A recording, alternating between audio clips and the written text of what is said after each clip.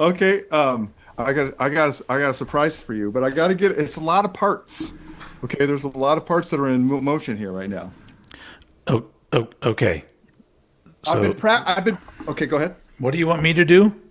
Well, you don't got to do anything. Okay. But what I got to tell you is that there's a lot of parts to this, and I hope it goes well because I've been planning this for a long time, Stephen, a long time. And I hope it's not anticlimactic, but got to do this. Okay. Okay. Yeah. Yeah. Okay. Here we go. Let me see if I can do this. I've got to go to. You Oh, got this is to gonna yeah. be hard, You Steven. got This to is gonna be turn hard. on an image of you somehow. I know. I got to try. I know. Here's what the deal is, though. I can't. The trackpad's not working with my gloves on. Okay. Okay, so here we go. Wait a second. Okay, here's what I'm gonna do, Stephen. Uh, Here. Yes. Oh, okay. This okay. Hold on. Give Okay. me, give me a Wait a couple second. seconds with this. No, no problem. No problem. No problem. So Okay. So yeah, now here's the deal. I feel like I wanted to explain to people who are watching this. This is the beginning. Are you ready? This Yeah. is the beginning. Are you ready? Okay, this is the ready? beginning. Ready? Yep. Did you know it? Ready, Stephen? Janet. Yep. Darna chicka ticka darna chicka ticka darna na na. When you look closely at time, inevitably you will find that another year has passed. The moment's here, it's here at last. Happy birthday! A happy birthday! Oh, okay. I see. I It's see. your birthday, Stephen! It's so It's far your away from my birthday that I'm just like, what was he doing this for? Thank you. Thank you. You're very welcome. I appreciate that. Yeah, for those of you who don't know, my birthday was March 2nd. And Yep, but I haven't talked to you about that. yeah, we haven't. Yeah, because we haven't done one of these since February. And what Smirl just did there that I absolutely love is he recreated a portion of the No Groovy video from his band Stick. Check them out. They're out there on streaming where they don't get paid anything for that. But there's a portion of the video where the band is like outside, and Marker Smirlkison is holding a pitchfork and wearing like a jacket, and he doesn't have the beard. Is that well? That's like a what do they call those? A snowsuit. A snowsuit. Yep. And so, I'm assuming you drew all that behind you. Oh yeah, I did. And so it's the rest of the Mach 1 version of Stick back there. And that is, it's like I'm watching the music video and it started to talk to me and it grew a beard. And it's like 35 years older. Yeah, 35 years older. Yeah. Right, 35 years older. Yep. Yeah. Because you had a short little hairdo thing going on in that video. Now I'm back. Now you've got no hairdo in this, but you got a hat. But Yeah. that is amazing. And thank you. It's a nice celebration. I didn't even expect that because it's March 26th when we're recording this. Yes. And I don't really ever make that big of a deal out of my birthday. Like I'll do some things like here, like with the family. I'll just be like, let's just go to like a VHS store, a record store, maybe grab some dinner. And that's really it. Like, that's like the extent of like me thinking about that it's my birthday. And it's just because like my wife will be like, what are we going to do? I'm like, I don't know. We're going to do a bunch of stuff today, wife. Yeah. But It's my birthday. yeah, but the thing is, I could do that. I could be that kind of person that's just like, we're going on a trip to Los Angeles, California, and we're gonna go to stay at the Hollywood Palatial Hotel or whatever the fuck. Anyway, and my wife would probably figure out a way to make it work. Oh, she would totally figure out a way to do it. Yeah. So, but it's amazing that this whole episode I'm just going to be looking at you from the No Groovy video. Because at the beginning, when you started singing the words, I was just like, those aren't the lyrics. No, those aren't to the the words, song. no. Did you forget the lyrics? No. And I custom wrote new ones for you. and you're a lot less nasally than you were back then as a singer too. So. Well, I don't have that voice anymore. I was not yarling. I tried to do the yarling thing, but it didn't happen. Yeah. Yeah. Yeah, it was you had an interesting approach and stick to your singing, and I really enjoy it. But well, I tried to get as close as I could. So it was good. It was beautiful. Right. Okay. It's a beautiful. The band moment. it'll never get back together. But this is the best I could do. People are going to be disappointed that you say that. Well, at least a handful of people. That's right. I don't know how many people. My mom will be disappointed. She always wanted the band to. There's been a couple people that have commented on videos and stuff that said the band should get back together, and I'm just like, I mean, I'm pretty sure like if there was like a huge demand, then maybe you guys could have a discussion and make it work. But it literally would be like all these people are from all different places in the world, so it's not like hey, you guys now all have to travel to one location so we can play one show. The one show, right? The one show. We're just gonna do the one show. That's all the yarling I have left. Yeah, So yeah. Yeah. It's that's the unfortunate thing though, is that bands like yours should have a demand for where, you could at least pack like a mid-sized theater full of people to see your band. But I think so. I don't know. Most of them will be from Kansas. Yeah. Not me, but I mean, No, right, yeah. I would love to do a new record with those guys. That'd be great. It'd be really interesting to see where everybody's head was at musically, because it's like, I don't think you guys would go and intentionally just try to make the same kind of shit again. So it could be like a completely different sounding record, because it's like 30 years of musical growth that has happened since then. Yeah. Anyway. Hey, everybody, it's Summum Bonum. All right, hold on. Stopping you right there. I told you when we were texting a couple weeks ago or something that I had some ideas and things that I have not even thought past a certain point, because I had the thought and then I went, I want to kick it your way, and then we can because we have discussions about like, usually offline. We usually don't do it here, but I figured it's people that watch this can chime in this discussion. Okay. So, because we talk about like ways to make this show better if we can, and maybe we don't have a huge audience, but maybe we could do something different to grab a larger audience. Maybe not. I don't know. But I started thinking about it, and I was just like, you know what? I really think that our show has outgrown the name Summum Bonum. Oh, okay. Because it doesn't tell anybody because at the beginning the show was just about whatever, and it made more sense to have a name when you were like, well, what are we going to talk about? Who the fuck knows? And what's that name mean? You have to look it up. It's like, so it was very just like free flowing and what do you call it? Stream of consciousness. And it fit that vibe. But we have settled into now this thing where we're swapping albums and swapping movies and then having these discussions.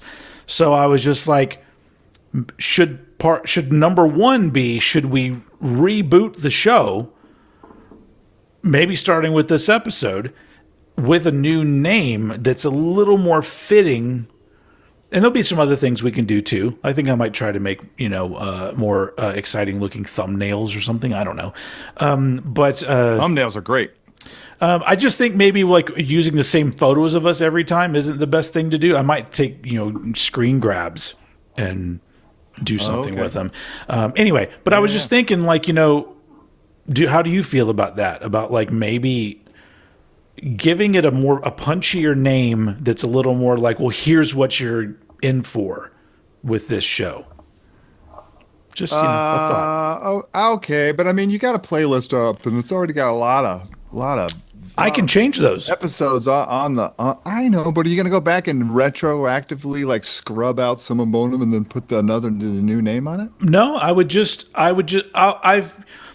go through and edit things, but then I would maybe put like in the description, as previously known as Summum Bonum or some shit. I don't know. It doesn't really matter that much. It's because it's yeah, or maybe like for those particular episodes, few viewers. For those particular episodes, it's going to be whatever name we come up with, parentheses Summum Bonum, so it kind of makes sense.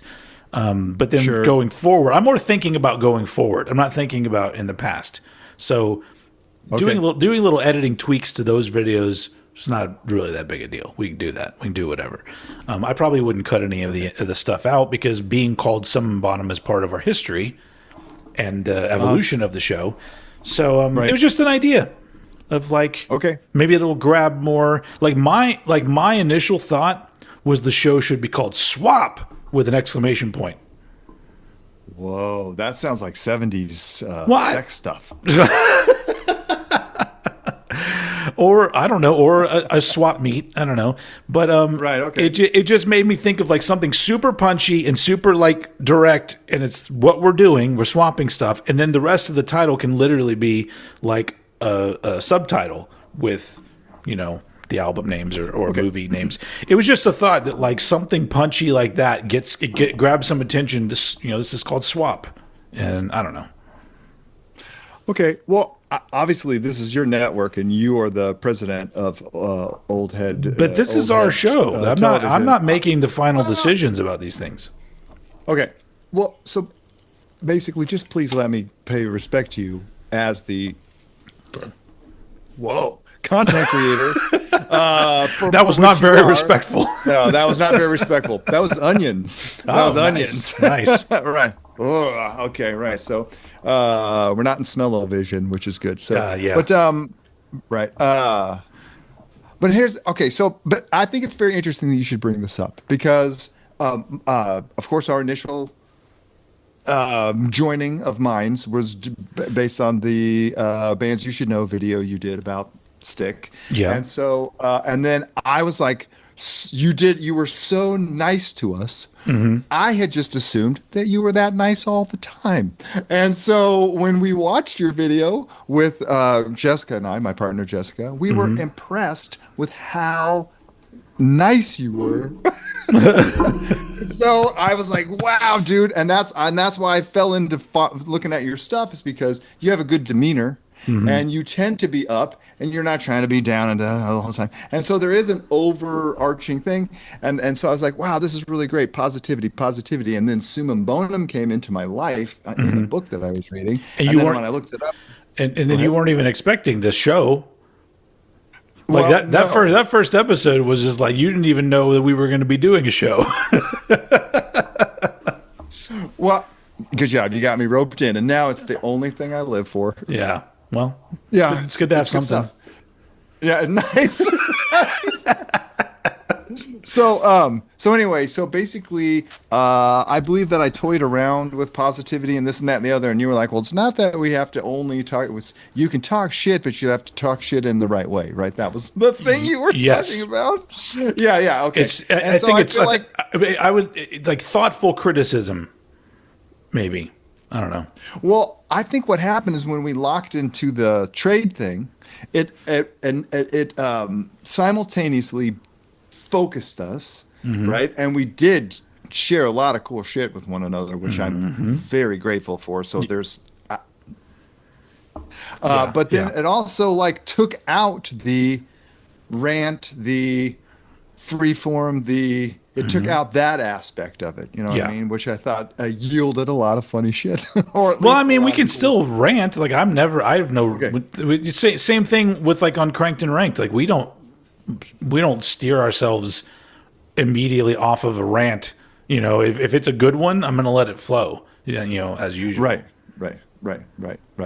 Okay. Well, so it's interesting that my thought would be that we refocused our focus, and yours would be to change the name, which I don't think that either are bad ideas or good ideas or whatever. But you know what I mean? But So, would you say refocusing the focus to have no focus again?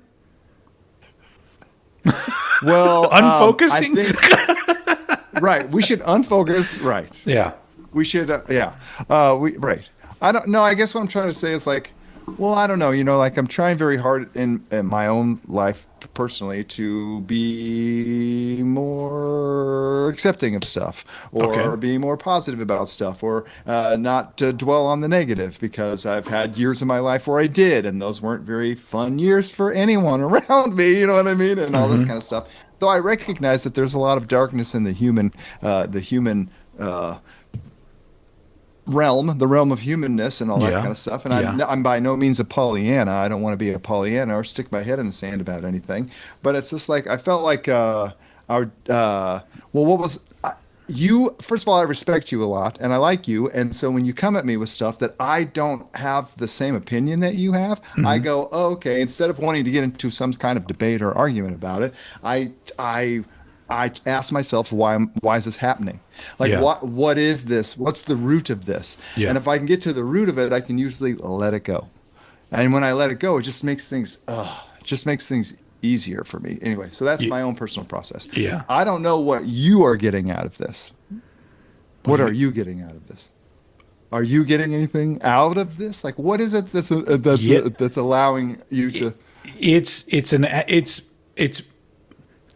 It's me being able to, what's the word I'm looking for? Explore certain avenues in ways that I otherwise would not. Yes. So it's giving me experiences in things that I actually am interested in experiencing. So when it comes Yes. to, obviously, I'm always looking to listen to music because that's what I love to do. But the movie side of things has always been something that I've been interested in.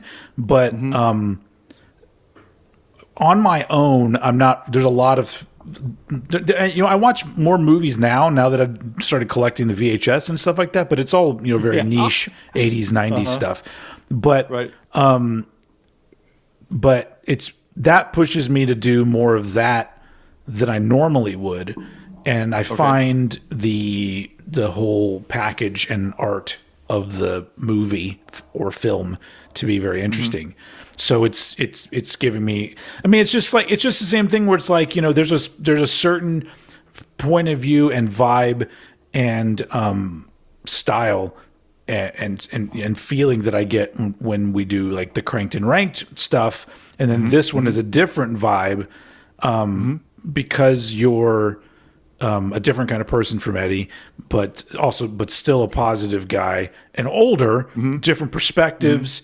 It's really just, I feel like it's all just different ways of me being able to expand the person that I present out there to the public, to, the old head.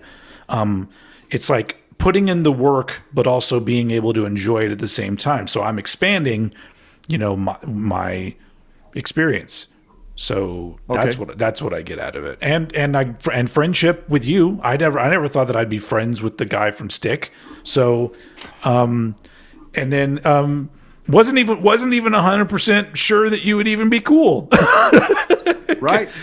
I haven't been. There's been huge periods of time where I was not cool at all. Like if I had met you in 1994, like would I have been like, this guy's pretty cool, Maybe. I mean, I would. What 1994? I was like 15, so I probably would have been just wanting to impress you or whatever. So yeah, that would have been weird. But now that we're dating now, it doesn't seem that our age difference is that great. No, I don't really even care. I don't care what anybody says. I don't care. I don't care either. Yeah, I like older men. Right on. Well, sure, very good. And I love boy toys, so we're there. We did it. Oh man. Okay. So anyway, so that we don't have to decide on this episode. You can take that and go chew on it for a while, and see how you feel about it. You have a Waterloo sparkling water. Oh, look, I have today we're being brought to you by Waterloo Sparkling Water. Flavor is that? It's a peach. It's a peach. Oh, nice. I have a Topo Chico tangerine. Okay. I love Topo Chico. They're great. And now that I've found they've been doing these different flavors. I'm like, ooh, those are actually really good as well. And no alcohol or alcohol, depending. I haven't had any alcohol for a couple months now. Okay. Well, I'm proud of you. I tied one on the other night and wished I wouldn't have. I've gotten to the point now where I actually have dreams that I've been drinking a bunch for no reason whatsoever, and I'm just like, why did I do that? That was stupid. Why did I do that? But then I wake up and I go, that's a very interesting dream to have, because it's not like I'm gonna never drink again, but I think my brain has now made that switch to like, hey, you don't do that anymore, dude. And I'm like, yeah, not really. It's like my plan is to drink about as much as I eat ice cream, which is just like every once in a while. Every once in a while. Sure. In fact, we were at an ice cream store as a family the other day, and I in the place, I said, you know what? I don't want any. Yeah. Of course, I walked down to CVS and bought some M&Ms. Yeah. But then you put them in the ice cream, and that's perfect. M&Ms yeah. Well, have you ever eaten the peanut butter ones? Peanut butter M&M? Yeah. Yeah. Yeah. Have you ever had the pretzel ones? I've had those as well. I don't like those as much, but I've had those as well. If you take one of each. Peanut butter and pretzel M&Ms. I love how the first part of this episode has been very Summum Bonum. Yes. Not really about anything. No, I guess it was about the show. It was about the show. Our show is about the show, which is about the show. Right. Very meta, as the kids say, right? Right. Yeah. Do they say that though? Some young people do. Maybe not kids. I've never heard my daughter say it once, and she's 16 now. Wow. It's not 15. I got to get used to saying that. Yeah, and all that kind of stuff. Well, okay. I'm going to chew on everything all the food you served me. Do it. Okay. Do it. Right on. Because we've already gotten to the point where we have a routine. We've already, in a lot of cases, we've actually started to be a little more succinct. Is that the right word? Sure. Yes. With what we're doing. And so, I've just figured it's an evolution, and there's nothing, something wrong with rebranding ourselves. There's been a lot of great rebrandings in the history of capitalism. Because we're making so much money, right? You know what? If you divide up the money that I make from YouTube and you divide it up by Summum Bonum, that's probably around $4 every 2 months. Wow. Congratulations, dude. That's great. Yeah, you'll be getting your $2 check next month. Yeah, all right. Please, it'll put me in a different tax bracket. And I can't have that, so. Okay. Yeah, so I appreciate it, though. Man, what was I going to say to you about? Oh, right. And so you mentioned evolution, and I also wanted to say that I think this, that we're through our honeymoon phase as a couple right now, and we even had our first big fight, and we survived our first big fight. What was our fight? What did we fight about? Oh my God! See, now it's just like you to pretend like you don't know what argument we had, but we had a huge argument, and we got through it. When did we have a huge argument? Oh, sure. Was it on an episode? No, it was not on an episode. Mm-mm. Did you think we were having an argument and I wasn't having an argument? No, it was you and I. No. I think you took something as an argument when it wasn't. We had a very, very big fight, and but then we got over it, and I want to know what the fight was. Oh, it was such a big fight. You don't remember the big fight? No. Come on, you can remember the big fight. We had a really huge fight. Will you stop it? Yes, take a guess. I don't know. Oh, take a guess. It was a really giant argument we had. It was because you didn't like Wayne's World. No, it was as then I'm absolutely clueless. I tried to get you to go see the Phil Collins show. And Absolutely. Wait, that was a fight? Oh my God, we were arguing and We yelling back we and were forth. not. It was so heated. It was like, dude. So what you're telling And me, I'm like, is And I that was like, you added inflections to me? my text messaging. What are that you talking about? Where is? You Hold on. You know what? No, I'm gonna no. see if I can scroll all the way back. Because when the fuck was that? We bought these new cool Bluetooth thingies. Where this? All right, I don't know where this is. Okay. No, I think this is it. Okay, so yeah, you said. I said I didn't want to go to this because it was Right. It's called the Phil Collins story, and I was Collins like story. I thought it was going to be literally like a Pink Floyd light show where they go and play Sure. Phil Collins Yeah, music laser and lights. shoot some Yep, lasers. yep. And Yep. so I was like, okay, yeah, I don't want to go to this because I know for sure I won't like it. I don't care how good it is. I know I'm not going to like it.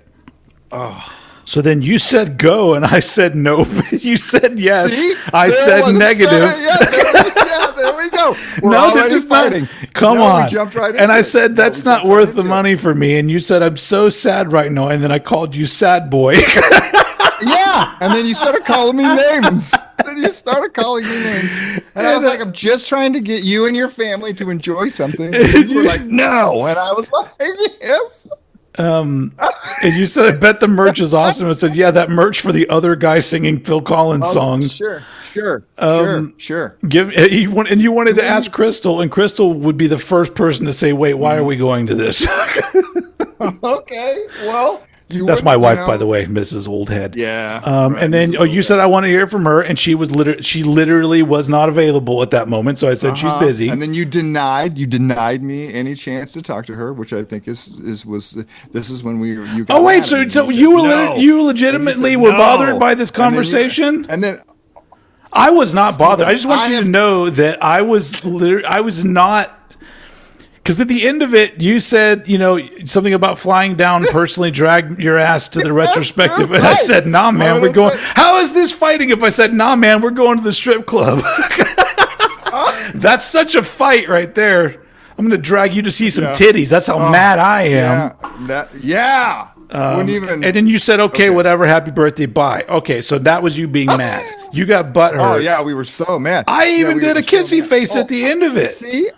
I know you were trying to make up, but that felt I was condescending. not just so okay. So if we learned anything from if we've learned anything from this exchange, it's that if Smirl wants you to do something, you better do it, or he is going to be really upset. At least have a discussion about it. You know what I'm saying? did. I told you exactly why I didn't want to go to that. No, that was the deal. I said I don't want to go see some other guy doing Phil Collins songs. I don't want to go to see that. I love Phil Collins so much, but like immediately you go to like the images for that show, and I'm just like, oh, this looks awful. I don't want to. No, that guy was awesome. I looked at the trailer and all sorts of stuff. Well, I just wasn't willy-nilly just trying to tell you to go do something. I did some research on that show, and I was like, "This is for my man Steven. This is the one." And then now you've learned more about me. You've learned that like I don't want to go see. I do that's the same thing as like if you came to me and said, I really think that you need to go see the musical version of Hairspray, and I would be like, I don't want to go do that because I know I'm not going to like it. And if you're just like, just come on. And then I would be like, well, no, I don't want to go. But it's a different story. Like if you lived in the same town as me and you said, hey, let's go to this Phil Collins thing. I want to go. I'd be like, oh, okay, let's go. That's a totally different story than independently of you. You're telling me to go to something I don't want to go to. That was a fight right there, folks. Yeah, we're still arguing. We made it to the other side. We got to go to couples therapy. Yeah, we do. We really need to get a counselor because this is obviously not resolved. That's going to be now the show's going to pivot to like us having some sort of counseling for our anger issues or whatever, right? Or our communication. I want to call our show Communication Breakdown. Oh, that's a good song. I always really got kind of annoyed by Robert Plant's lyrics in that song because, like, the verses are just him going, "Baby, I like a lot about you. You're really nice," and then in the chorus is "communication breakdown." It's all of a sudden like it's like somebody else wrote the chorus of the song. Sure. I'm just like, because what was Robert Plant going on about? And really, half the songs from Led Zeppelin, what the fuck was he going on about? But anyway, that's a totally different story and a different episode because we are not talking about Led Zeppelin today. I don't even know if you're a fan of any Led Zeppelin at all. No, I told you there were 2 bands in the entire world that made me angry when I heard them, and one of them was Led Zeppelin. Oh, okay. Well, yeah. So what was the other one? The other one was Metallica? It was Metallica. But I'm not mad at them anymore, and I'm not really mad at Led Zeppelin anymore because I saw that movie Becoming Led Zeppelin. What? Did you see that documentary? No, I have not. Is it Okay. is it a good quality documentary? Because I would like to see that. It has all the trappings of a modern documentary. You know what I mean? Like I don't know. So it's like they're kind of documentaries just rolled out on a script, I think, right now. Like there's not really a lot of, and it's fine. If you're interested in the subject, then you'll take anything you can get, and it's awesome. Yeah, as long as it's presenting facts and not, I don't want to see dramatic reenactments. I don't want that. No? No. Okay. But a documentary, if it's just giving me the facts and some footage I haven't seen before, or even footage I have seen. That was what all the footage that I've ever experienced from them, which is not very much because I just, for some reason, I hear that music and it just goes, I don't know what it does to me. They look like they are sweaty hippie guys that smell like cigarettes. Yeah. Smell like and cigarettes. They were. Yeah. That's kind of what I get out of them. And I get that whole like denim and cigarette thing going on. And I'm like, okay, it doesn't do anything. But, which is fine because I smoked for years and wore denim. So I also was that person. But the footage was when it's called Becoming Led Zeppelin, which means it was like the beginning of them. When they were ripping off all the blues artists early on. Right. But there was these footage of them early on when they're very young and they're up there doing that thing. And I think when you see John Bonham playing, you go, yeah, okay. Yeah. Okay. I mean, I hear him and I like his thing, how he does, and I do think that he's very good. Yeah. But, man, some of the early footage, it's like when you see that really early footage of Black Sabbath and you're like, ooh, yeah, that hadn't happened yet. Yeah. And it just went, you know what I mean? So I got that feeling from them. And I also felt kind of bad for Robert Plant because it seems like he had kind of a rough go at it. I thought he was just going to be some arrogant son of a bitch, but he was nice. Yeah, he's definitely become a person that because now he lives in my area and he does like folk music most of the time now. He lives in Houston. No, he has a house in Austin. Okay. And I don't know if he permanently lives there, but he's been doing a lot of folky stuff. But every time I see an interview with him, he seems the least like a rock star. And he has every right to be like that. So good for him. I don't really care for the music he's making because that's just not my thing. But I appreciate it actually makes me appreciate him more because I'm like, he literally, I mean, really, he did solo stuff in the 80s where he just tried to do stuff similar to Zeppelin anyway. But now that he doesn't do that at all anymore, I'm just like, it kind of makes that music more special because it's just like, you're not still out there, just on a fucking hamster wheel, just bumping out the hits. Like, everybody, here's a Stairway to Heaven. Everyone's like, anyway. Everybody, Stairway to Heaven. He can't even sing that high anymore, can he? I'm sure he can't. It's hard for him to. He's got to be almost 80. Like, right. Yeah. Right. Like, I don't. Yeah. There are people that are in their 60s that can't sing at all anymore.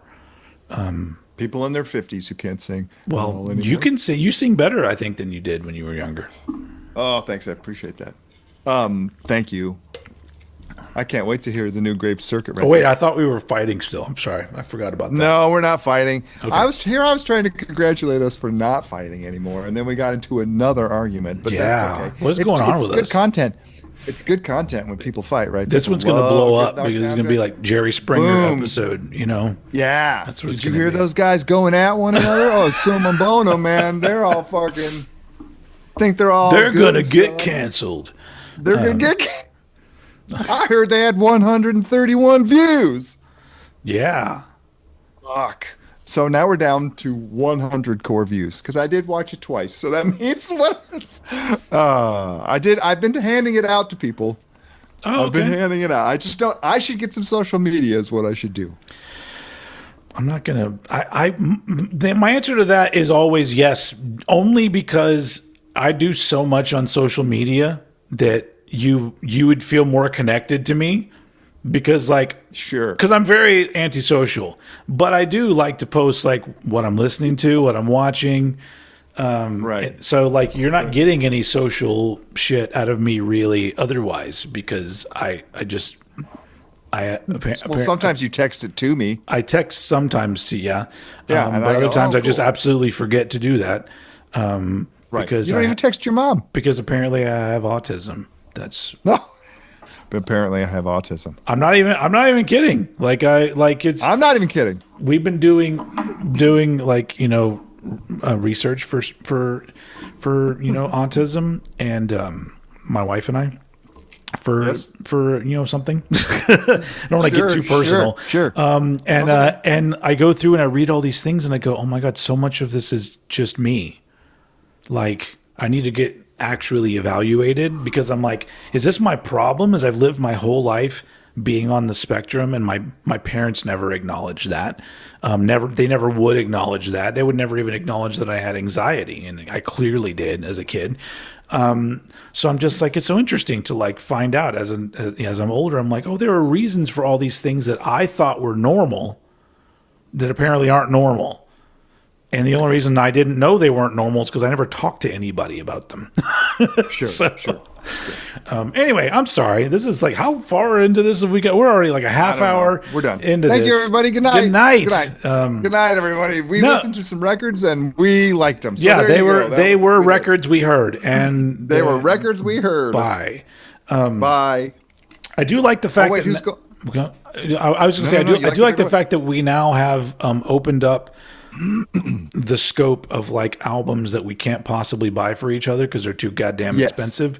Yes. So I'm looking forward to that because I'm just like, oh, okay, the vinyl part's cool and all, but I'm just like, now we can probably get into some like the nitty gritty of like, hey, this is a fucking amazing album and you can't just get it, at the shop. Did you hook your thing up? Did you hook your I did. Bluetooth It thing works. up? It sounds great. Yeah, it comes So right now, through your stereo. and now I feel complete because I've always wanted something like that because we bought these like little boxes, a little Bluetooth box that has like a component, audio video component cable. So essentially, you Bluetooth whatever you're listening to on your phone, and it can go through like your regular speakers, whatever your kind of speakers that you use. RCA. Yeah, You have RCA. That's what outs. I meant. Yep, and then it goes into the back of your stereo. And I've got a fucking Marantz from the '70s. You would not think that your phone would play through that, but it goes through amazing. Yeah, and so and I've got now I'm completely covered now because I have a 4-way switcher, and now I have I have a nice. record player, a CD player, a cassette player, and now that Bluetooth. So literally all so of good. the mediums of music consumption, aside from live music, I guess, is You represented. have a band in your. No, I need to be able. I need to Hey invite. guys, could you play? Hey guys, can you play? I just need to invite bands over and just be like, I'm not. You can't stay at my house. Just come over and set up your gear and play a song and then leave. You can't stay. You can't. I just want to let you guys know in advance. You cannot stay here. No, I'm not comfortable with having all of you Not stinky, even- sweaty men in my house or women. They I could don't. be stinky, sweaty women in certain bands. Sure. Yeah, they could be that. Here it is, you guys. It's Oh, yeah. tiny. It's a little box. It's very And- cute. Yeah, it's very cute. And I just so everybody understands this is a quarter, you guys. Yeah, it's this real. is the box. My only problem It's- with it is it's not hefty enough. I want it to weigh more. I was going to tape it down. Yeah, I'm probably going to do that too. Yeah. But it's cool because because I sit in my record room and I listen to stuff, and then if I want to listen to an album that is not available for me to play a CD or a record, I can literally just stream it and just still play it from my stereo speakers. And yeah. I got a little AB box, and it's not much larger than the thing, and I just taped that thing to That's about the size of mine. Mine just has 4 channels to switch from. But yeah. I think it's great that at 58 in 2026, we finally worked it out. What? Bluetooth or music? Through our stereo. Oh, yeah. Yeah, we can guess what? You can listen to music through your stereo. Guys, yeah, right. It's so cool. And you don't have one of those fucking you have to jack off. I hate those things. You have to imagine though the people. What's the youngest generation now that's like teenagers? Are they called Zennial? Not Zennials. I don't know what it is. They're called the luckiest generation alive. No, not at all. What do they fucking inherit? They're gonna be there. But imagine like you've grown up and like literally the only thing you know is that you go to your computer and listen to music. And so for them, it really is like, oh my God, I can play this through this stereo. And it's like, and then hopefully it opens their minds to listening to things more organically, and hopefully an album all the way through. Which is what we did with ours. It's another, this show is called Swap. No, it's not called that. We haven't decided on that yet, but I was just testing it out. I was kind of feeling in the waters a little bit. We swapped albums this time. Last time we swapped movies. This time we swapped albums, meaning I picked an album that I really loved that Smirl had not heard, and I sent him the vinyl of it, and then he did the same for me. And I don't know who goes first. Let's see. I talked about Juice first, and then we did what was that movie? Living in Oblivion. Living in Oblivion, correct? Yeah. So then you get to go first, and so now I was like, I'm nail biting on this one because I really went outside the realm of there it is. Well, the weird thing is you didn't really go that so. It's interesting. So the album that Smirl recommended to me is called Gentleman by the Afghan Whigs from 1993. So I already knew of this album, and I already had heard the song Gentleman because that was the one that there was a video for that got some rotation on MTV. Yes. When I was so this album would have come out, and I would have been 14, 15 years old or whatever. Right. But the thing about this is that the kind of music this is, which is alternative rock ish. Yes. The year that it came out, 1993, everything about this is absolutely in my wheelhouse. Like, oh, okay. Like think about like a lot of the stuff that I love. Like it's a lot of. It's rock, but like the stuff from the early '90s, especially. And I'm surprised that I hadn't heard this album all the way through before. I was surprised that you had. But there's a reason for that, and that's because like over the years. So basically, the story would go around 1993 when I first saw the music video for the song "Gentleman." It did fuck all for me, so I never went to go listen to any more Afghan Whigs. Over the years, because that song is kind of the most popular Afghan Whigs song, or at least the one that has the most recognition because it had a popular music video. Well, relatively popular. No, it did. I saw it. Yeah. I've even seen it. Right, yeah. I heard it again randomly throughout the years and still never liked it. Because it always did this thing for me, where it started off being something that I thought was really cool and then very quickly turning into something that I didn't like. Because musically speaking, like I love the verse riff on the guitar. That whole melody thing, very cool. So every time I would hear that song, I would be like, yeah. And then, by the time the chorus comes around, I'm like, oh, this isn't really going where I want it to go. And vocally and lyrically speaking, it did not do anything for me. And I was just like, okay. So I never listened to the album. So, but it's been one of those that like literally, hold on. So like when I talk about like doing, my life on the internet, my social life, I posted a picture on Instagram that I'm listening to it. And my caption says, another new listen for me from Mr. Smirl for our next album swap episode. And, and underneath it, these are the comments that it got. One person says, yes. Next person says, Afghan Whigs are the best ever. Check out the full catalog. You won't regret it. Next person says, an impeccable album by an impeccable band. So much love for the Whigs. That 3-album run from Gentlemen to Black Love to 1965 is about as perfect as it gets. Phenomenal. And then the last comment says, you're new to Afghan Whigs? You're in for a treat. That's one of my favorite albums, but everything Greg Dooley does is top tier. See also Twilight Singers and Gutter Twins. Right. Happy listening. So there's a lot of excitement around this, and this is it's a critically acclaimed album. Yes. So like it's stupid that I hadn't heard it. You know what I'm saying? Like it's kind of a dumb. If for somebody like me, I should have at least already heard this before. But and it could also be that I'm not a fan of this album cover either. I'm just like I don't. The artist that ripped off is not a fan of that album cover either. But then I looked, and there's also an album before this that has a really cringy album cover, and so Which one's that one? The one with the naked black lady holding the baby, and I'm just like, okay. So it's a little artsy white guy.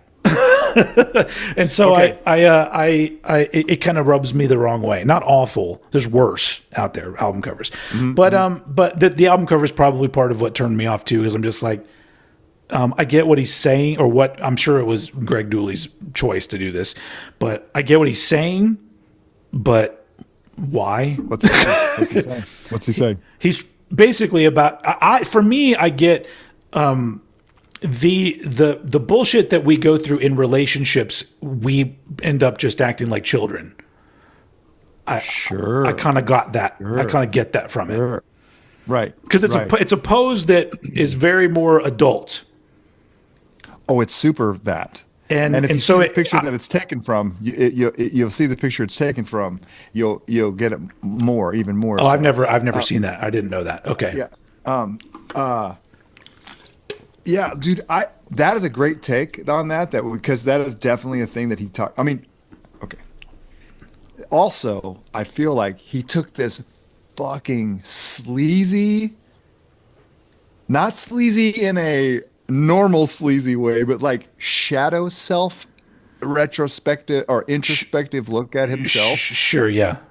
And he vacillates in that album lyrically. I feel from being the cockiest, most disgusting person I've ever heard to just casually brutal as a person to being a complete little fucking kid. And so he took this complicated drugs relationship shit in society, and then they made kids. They stood kids in for it. Yeah. Which is like it juxtaposes. Yeah. Now that we're doing this, I think I did this last time too. I forgot to get your take on where this album came into your life. I don't think I did that last time for the movie, and I feel bad that I jumped the gun. So now that you're talking about it, this is actually very good for me to get this little bit of info from you. So I would like to backtrack just a tiny bit, so you can tell me like where this album came into your life and everything. Okay, totally. But I don't feel offended. Okay. No, okay. It's just I feel like it's. I know we're on a lot of heated discussion on this one, but I'm gonna be fine.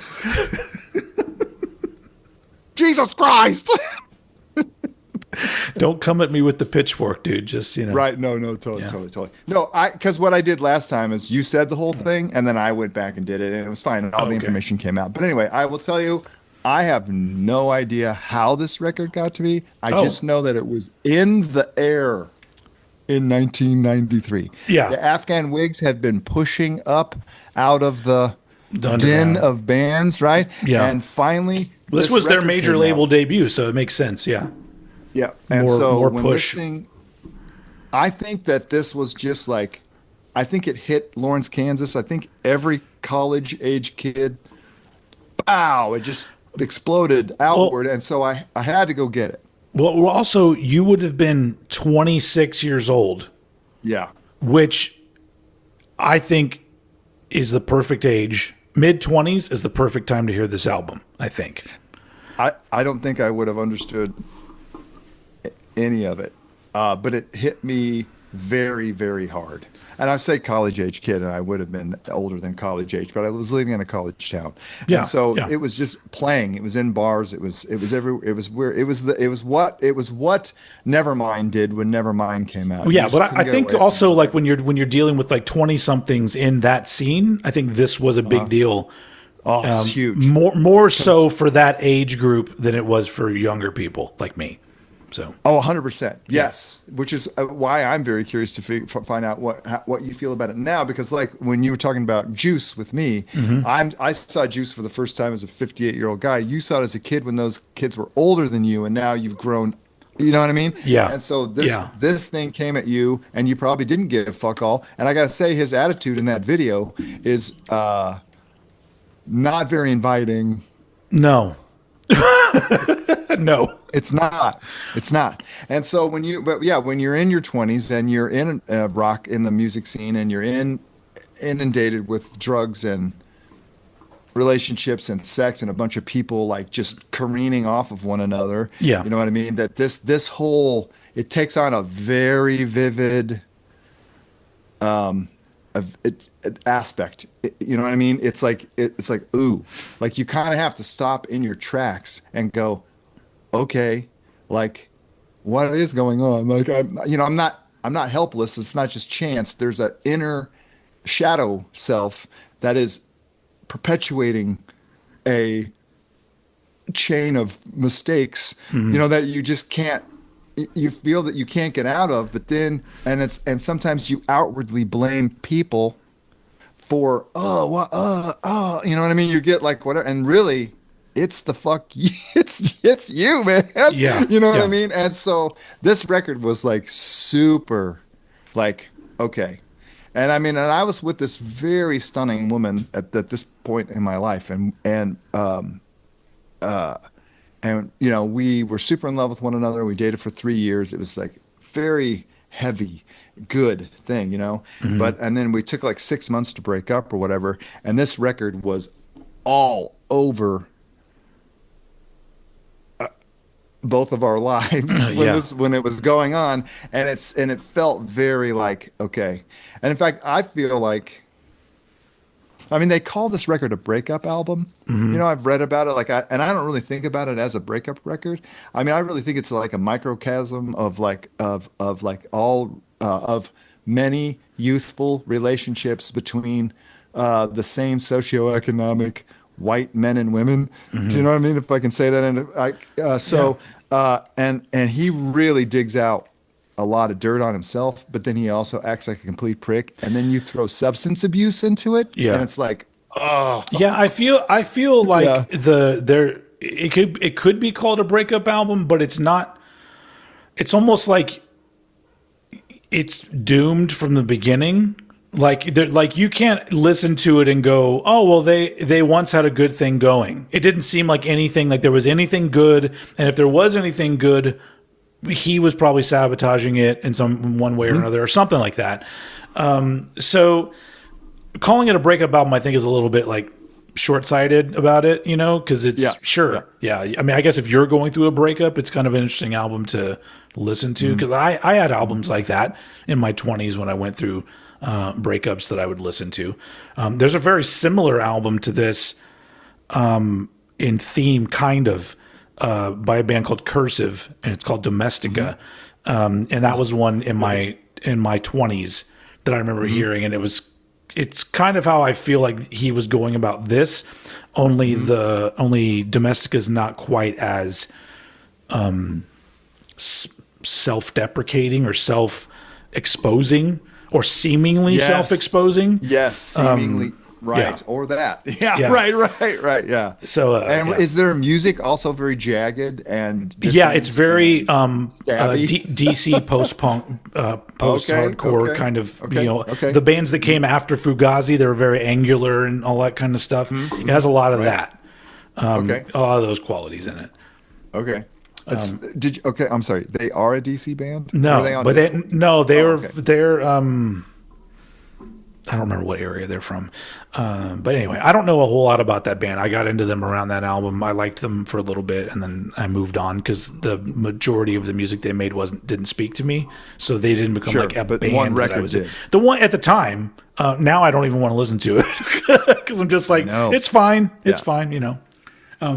Yeah, when I had to listen to this again, Uh-huh. I listened to it a couple times just to get refreshed before we talked about it. I was like, ugh. So I have a question though, because I don't. Yeah. Maybe you don't know the answer to this question because I don't know anything about the Afghan Whigs aside from Okay. this album. Now, don't Right. really know anything about Greg Dooley except for seems prolific and has done a lot of music over the years. Yeah. And so, other Afghan Whigs albums, are the lyrics like this, or does it, all of a sudden is this a complete shift in tone on this album from how he normally wrote lyrics? I have to come clean that I have I don't know. Okay. Maybe somebody idea. out there that's listening. Yeah. This record, I mean, I'm sure that there's a quality to it that's great. I do know that, I mean, his next stuff, 1965 and Black Love, I mean, yes. Okay, there we go. That'll answer your question. I only really know those three records, right? I don't know I don't know how shifty it got up to here. I think there's to only 2 Gentleman. albums prior to this one, I think, something like that. Yeah. And then, but I do know that he hit this, I don't even know what you would call it, so someone's going to have to tell me if he's been working on this the whole way. But those 3 records, they just got real, I mean, they got really,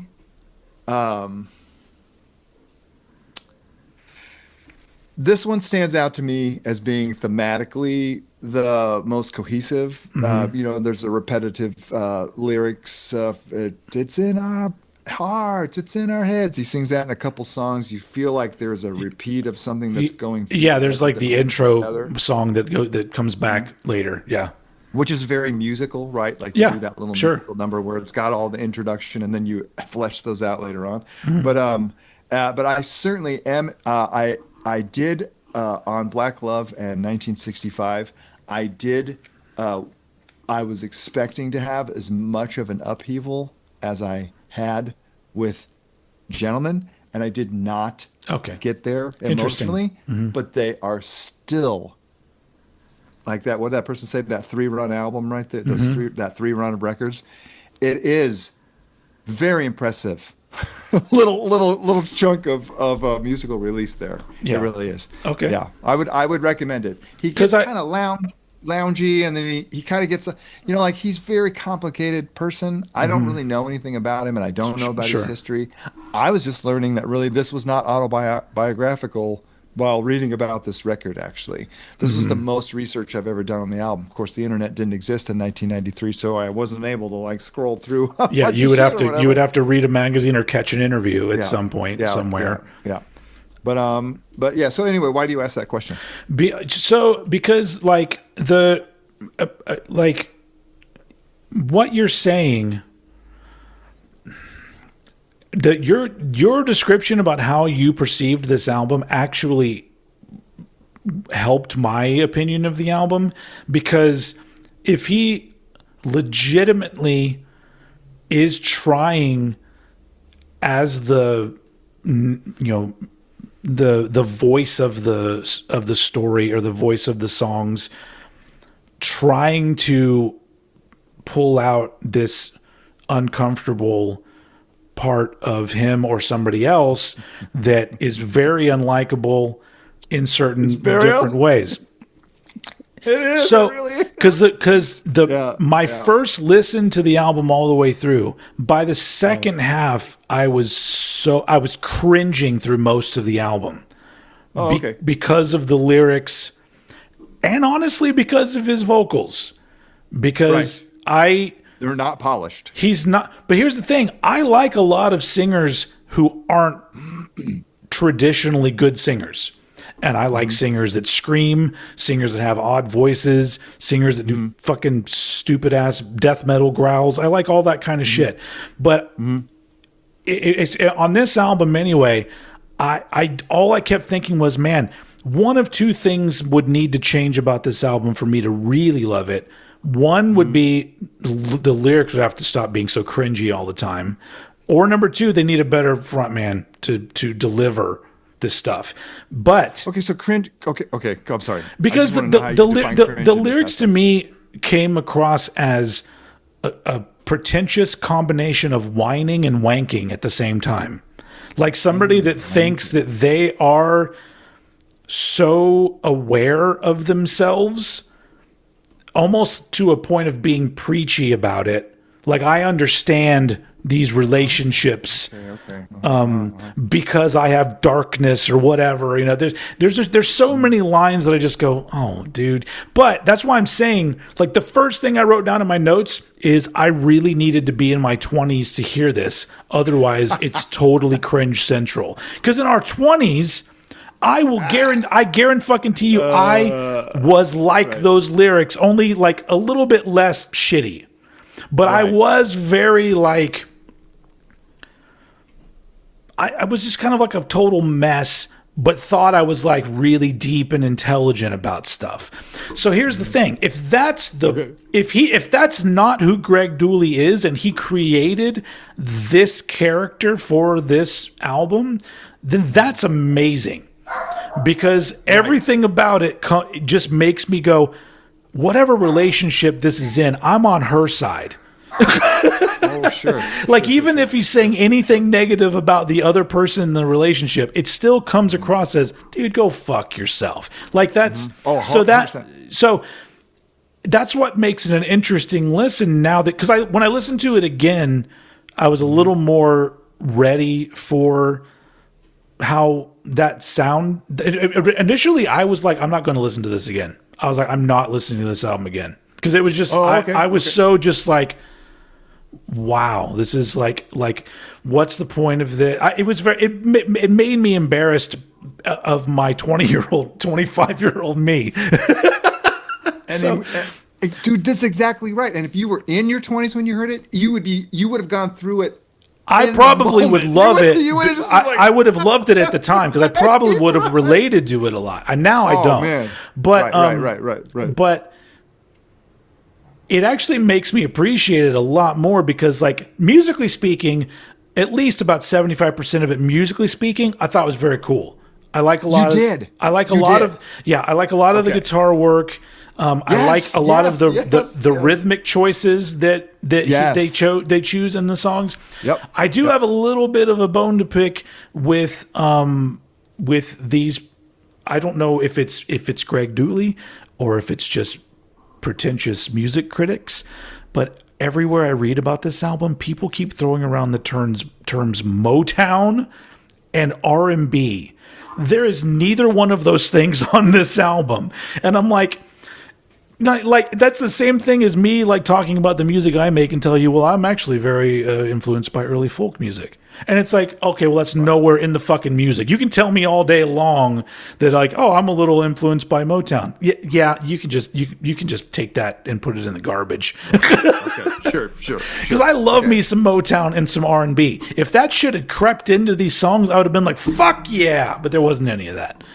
Well, you know what's really interesting about it? Because after watching that Commitments record and kind of hearing some of that stuff that was going on, I think that I feel like it attitudinally, if that's a word, he did pick up. I like that word. Attitudinally. Attitude of with it. He took an attitude from that. And I can see that. And then he threw it in. But I also agree. They say a lot soul, R&B, Motown. I've read that a lot. Yeah. I hear it and I go, okay, I get it. Yeah. I mean, because he's got a swagger. He may have been listening to that stuff, but the music didn't come out. And maybe they were like, hey, he wears a suit. He must be like Motown. Well, sure. But what's that very last song on the album called? Like, not the Brotherhood, not the I can't. the one. It's the one that's not on. It's not listed. Put the on track list on the back of the album, you assholes. Yeah, no, yeah. There's nothing. And there's 2 tracks at the end that aren't on here. And anyway, I can't remember. Well, there's 2 tracks. This Anyway, is just the proper album. There's nothing extra on this. what's it end with? It ends with I believe if I remember right, an instrumental song. There's a Yes, that's okay. It's on the label. Please read it. Oh, I the could look it up label on- of the record. Yeah. And by the way, is the record awesome? It's yellow, isn't I love yellow. So Oh, yeah, dude. it ends with Brother Woodrow closing prayer. Brother, look, I got you a yellow cupcake because I knew that you like yellow so much. I love it. Okay, Thanks. so yeah, but what was the one before it? The one right before it? The one right before the Brother Woodrow album? What's the song? Keep coming back. Keep Coming Back. If you listen to Keep Coming Back, that's where I think where people hear that stuff. I guess so. Do you know what I mean? Yeah, In that song. I always just keep reading it as these are people who don't know anything about R&B or Motown that are putting that in there. But And either, I think they're either older, way. I think they're older people who know more. Well, I always just assumed it was older people that were more versed in what Motown used to be. Oh no! You know what I mean? Or These like these things were all written by 20-year-old Rolling Stone writers who all think that they're very smart about music. I guarantee you. Oh, okay. Which is not me. So, Right. but yeah. dogs. So it was a rough listen for me, almost to the point where like because when I listen to records at night. So my record room is like here's my record room, and then the next room right here, which is the doorway actually faces into the room, is my wife's office. She leaves her door open because the dogs just kind of roam around and go wherever they want, and she wears headphones, but sometimes she doesn't have anything going in the headphones, and she's just listening to what I'm listening to.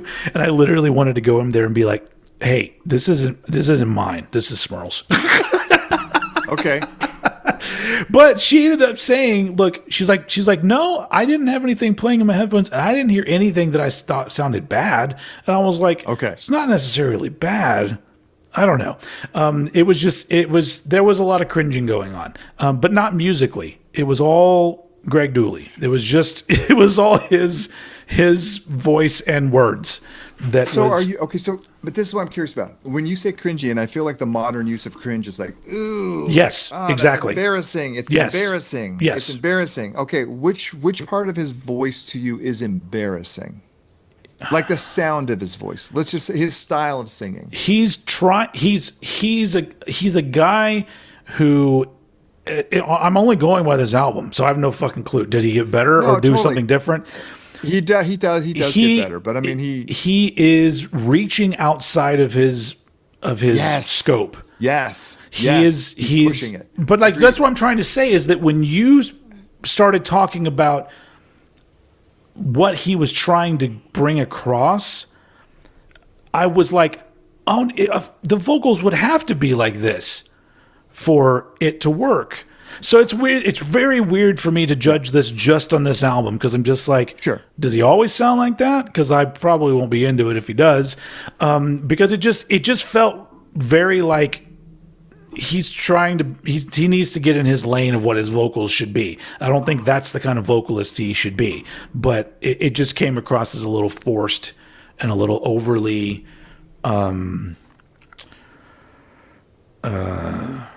I guess a really good thing is it sounded like sometimes he was trying to add swagger but didn't understand what swagger really was.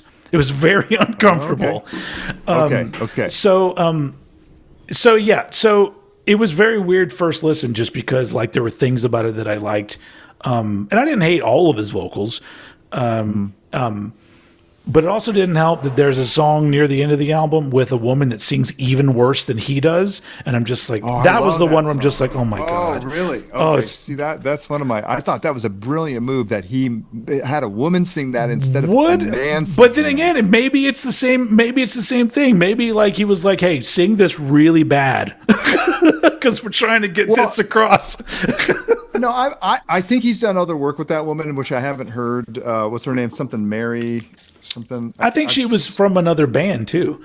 Yeah, I'm super sorry that I don't know all this business. It's all right. Her name is Marcy Mays. I feel better Marcy that you Mays? don't, because it's like, I don't know either. So, Well, I just but like there was this band called Crass and Honeybane, and there was this woman who used to sing in Crass sometimes, and I just loved her voice a whole lot. And so when I Crass, heard as this- in the punk, not the punk band Crass. yeah. There She was sang Honeybane. in the anarchist No, punk band? not this person. There was a person by the name. I think the person's name was Honeybane. Oh, and in she Crass. used to sing in Crass. Got it. Occasionally. Yeah, And yeah. or maybe she was a permanent member. I don't know. That's also another thing. I'm not totally clear. But when I heard this, I thought this was reminiscent of that. Got and it. I gotta say, I liked it, so I fell into it. But I will say, when I listened to this, like consciously just sitting there listening to it for this episode, when I heard her singing, I thought, wow, that's interesting. She is breaking down her words and syllables I don't know if it's just because I've been listening to Greg sing for the whole album, that when I hear her cadence seems very similar. Yeah. And well, I mean, I guess one person would call it off key, but I would call it that floating between being in key and not being in key thing, Sure. the finding it thing. Yeah. But it doesn't but her voice is very strong, and the lyrics are so, like, that one specifically is just, I guess it's tormented, really, is really what it is. And I guess that could come off as cringy if you didn't like it. It came know off what I as cringy because it sounded like it was written by a man, Well, lyrically speaking. and then he's like, dude, I don't think I mean, in my mind, I've always thought he's been like, as a man, I can't sing this. Like I Sure. literally have said a bunch of shit that was horrible.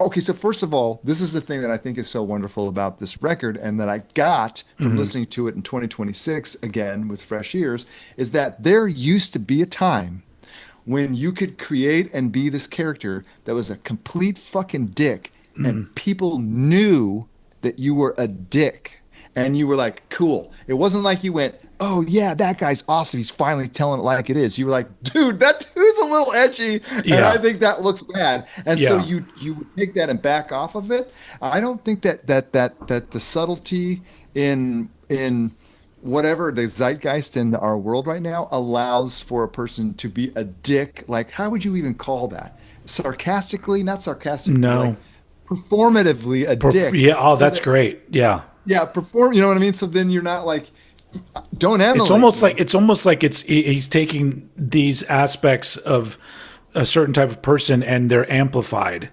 Yes. in this. But so that's the interesting thing is that I went back and listened to it again. And the parts that I dug were still kind of there, and I go, okay, but that's when it sort of made me think about, like, is this actually just like a really great work of art that just doesn't speak to me? Because when you right. bring that up, I'm just like, I don't think this is badly done, and I'm just like that. You go see. It's like I don't know. There's been movies in my life that like I've gone to see that were like really hard to like swallow, and I would be like, I never want to watch this movie ever again. And then somebody would say like, well, was it good? I'm like, well, yeah, it's great. That is not my kind of thing, and I don't want to go back there. And so like. Right.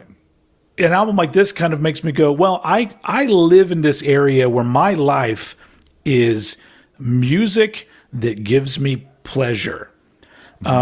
Occasionally there are things here and there that I could look at and I could go, I see the art form Nat, or I see the I don't know, the intended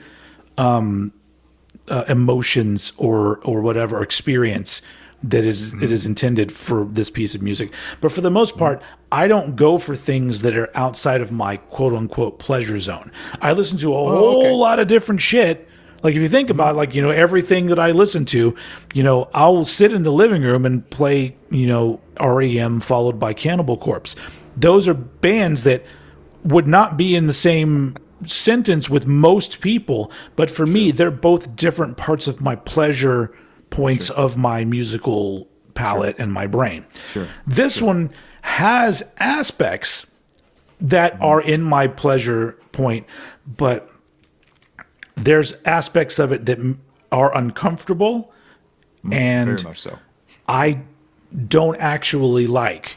But I don't like it in the way that you watch like somebody's performance as a villain in a movie and you go, fuck that character, but you're not saying fuck that actor.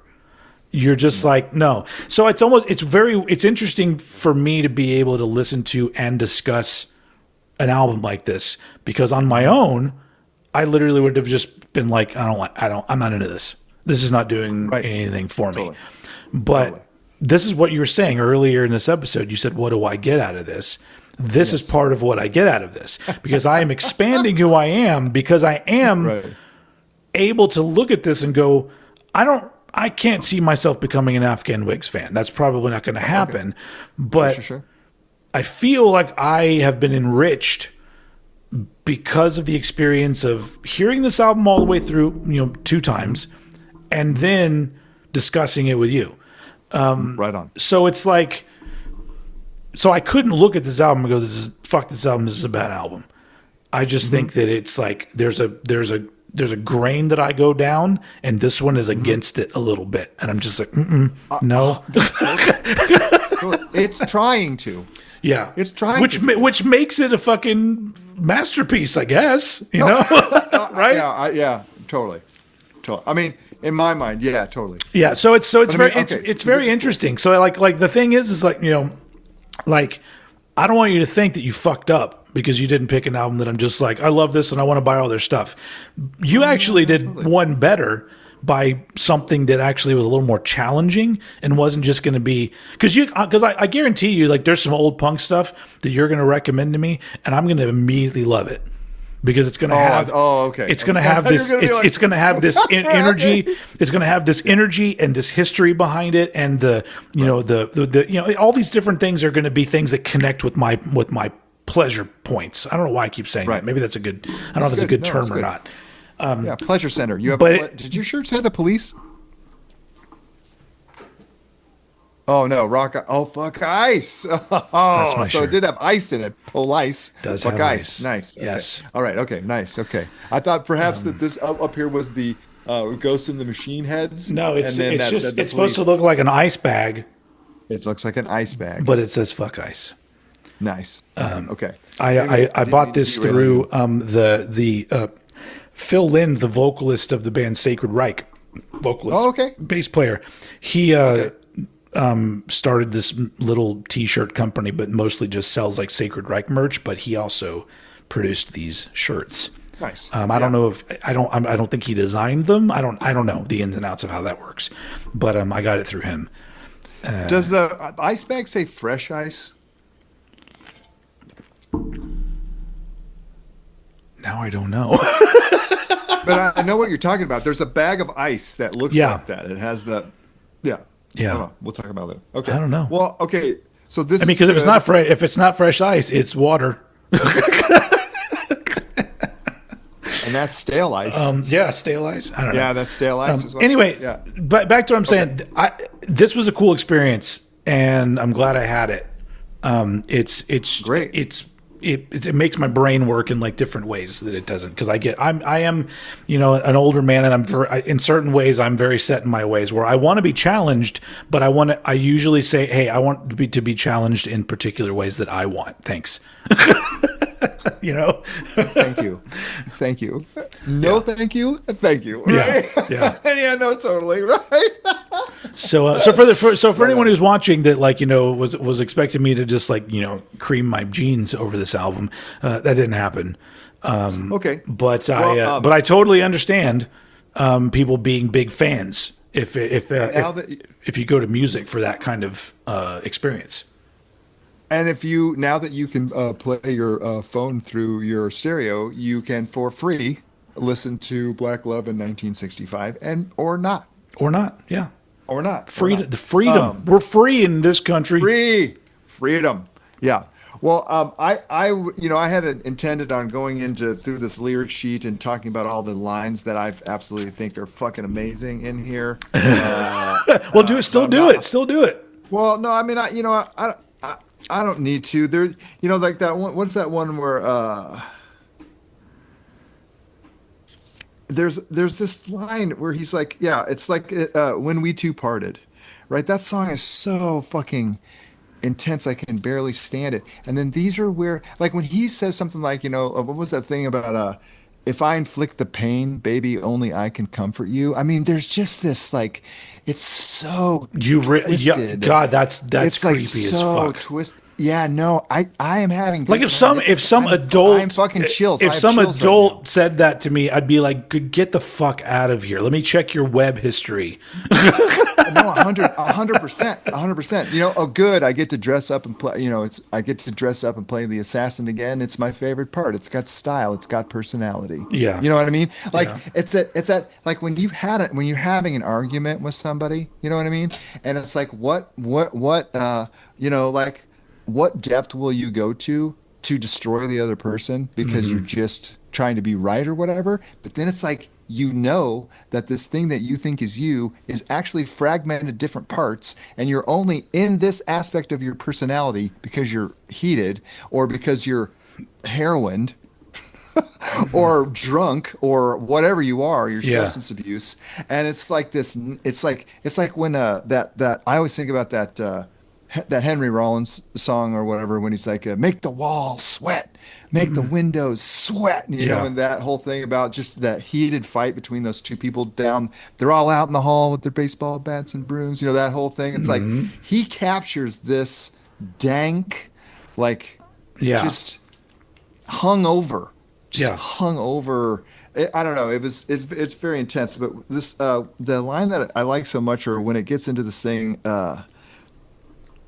I should have seen this shit coming down the hall.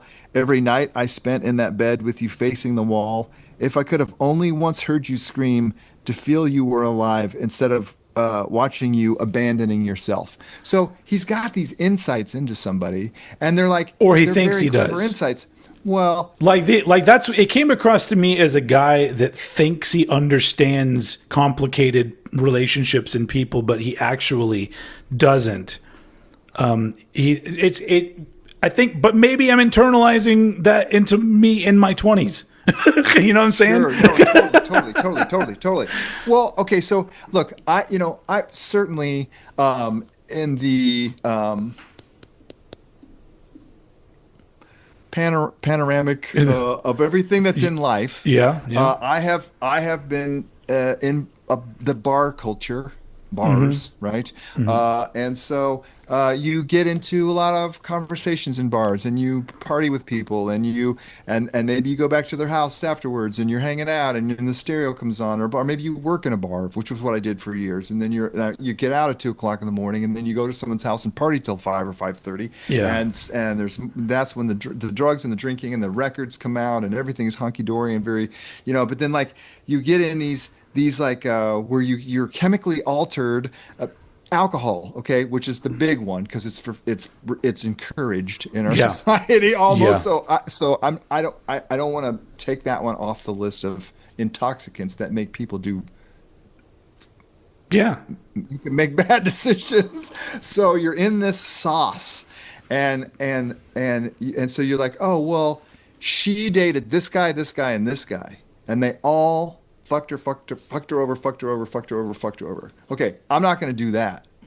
Yet I have a shadow self, part of my personality, that is I have deluded myself into thinking that I'm somehow better because I don't have this aspect that made that man act like that. But when I do have an aspect in me that's not exactly healthy for who that person is, because I have somehow locked on to something in their personality that will feed me with a pleasure, right, or of some kind, and then your relationship spins around, and then you at some point this tooth of this cog hits that tooth of that cog, and now you're switched, and you're like, oh well, da da da da da da. And then in this seeking of control, which is I think very much a thing that a untrained person in their 20s may not understand that they're trying to do. Yeah. You do I can think that there are, even though I have dated women who don't talk to me anymore, and that's sad for me, because I would love to talk to them. I know that there was something about me that attracted them initially, and there was some really cool stuff that I allowed for them to rise up out of a lower level into a higher level. Yeah. I then held them at that level when they wanted to go to a higher level, but that was threatening to me. And so I was so inevitably, because I'm not mean, and ultimately I'm not mean. Yeah. I'm not mean. I don't seek control over other human beings. You break up Yeah. because you can't assert yourself.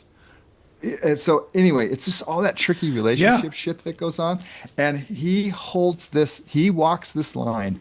So Yeah. he's just on it, and Yeah. he rides it, and he stays on it, and he will just doesn't let you, he doesn't give you a breather. Yeah, I feel like a lot of it, because you kind of were touching on this. I feel like a lot of it in some of the lyrics is not understanding that you are what's the word? God damn it! I had the word right there in my head. It's a term. Everybody knows this fucking term. No, God damn it! You're using each other because you need each other for certain aspects to make yourself feel better about yourself. What's the fucking term I'm looking for? Codependent. Codependent. Yeah. But when you're a certain kind of person in a certain age, especially, you don't know that what it is codependence, because it masks itself in a very weird and different way. Because sometimes 100%. You are using somebody else's problems, like the person that you're with has something wrong with them, but you don't understand that you're actually utilizing that to make shit that you do seem more important and better, because you're not going through the bad shit they're going through. It's really like, it's bad. It's shit that a lot of people, half of people grow out of. Or you start to be, or as you get older, you start to recognize it very quickly and go, oh, why? No, don't do that. Don't do that.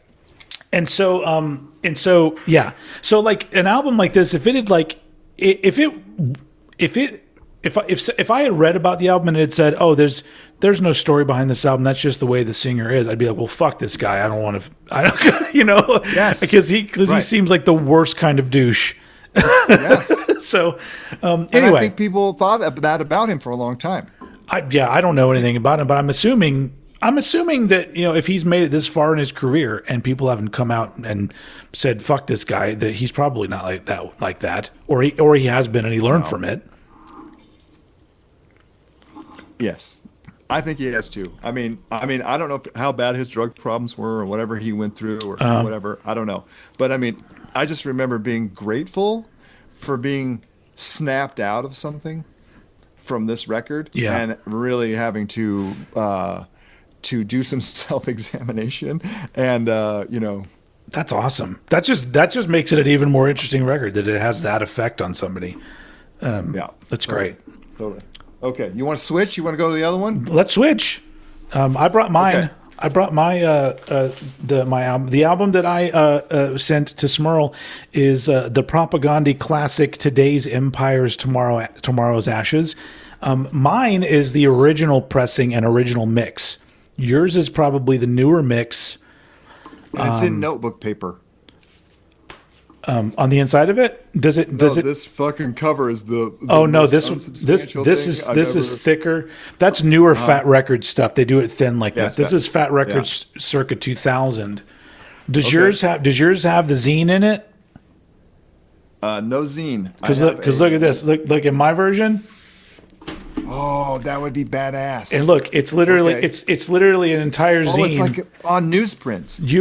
U.S. foreign policy, a study in hypocrisy by William Blunt, and it's got this whole article, and it's got another I'm really drooling. long article, and arm yourself. Okay, so they do. That's awesome because I think they do that. What's it called? U.S. foreign policy. Who's the author of that article?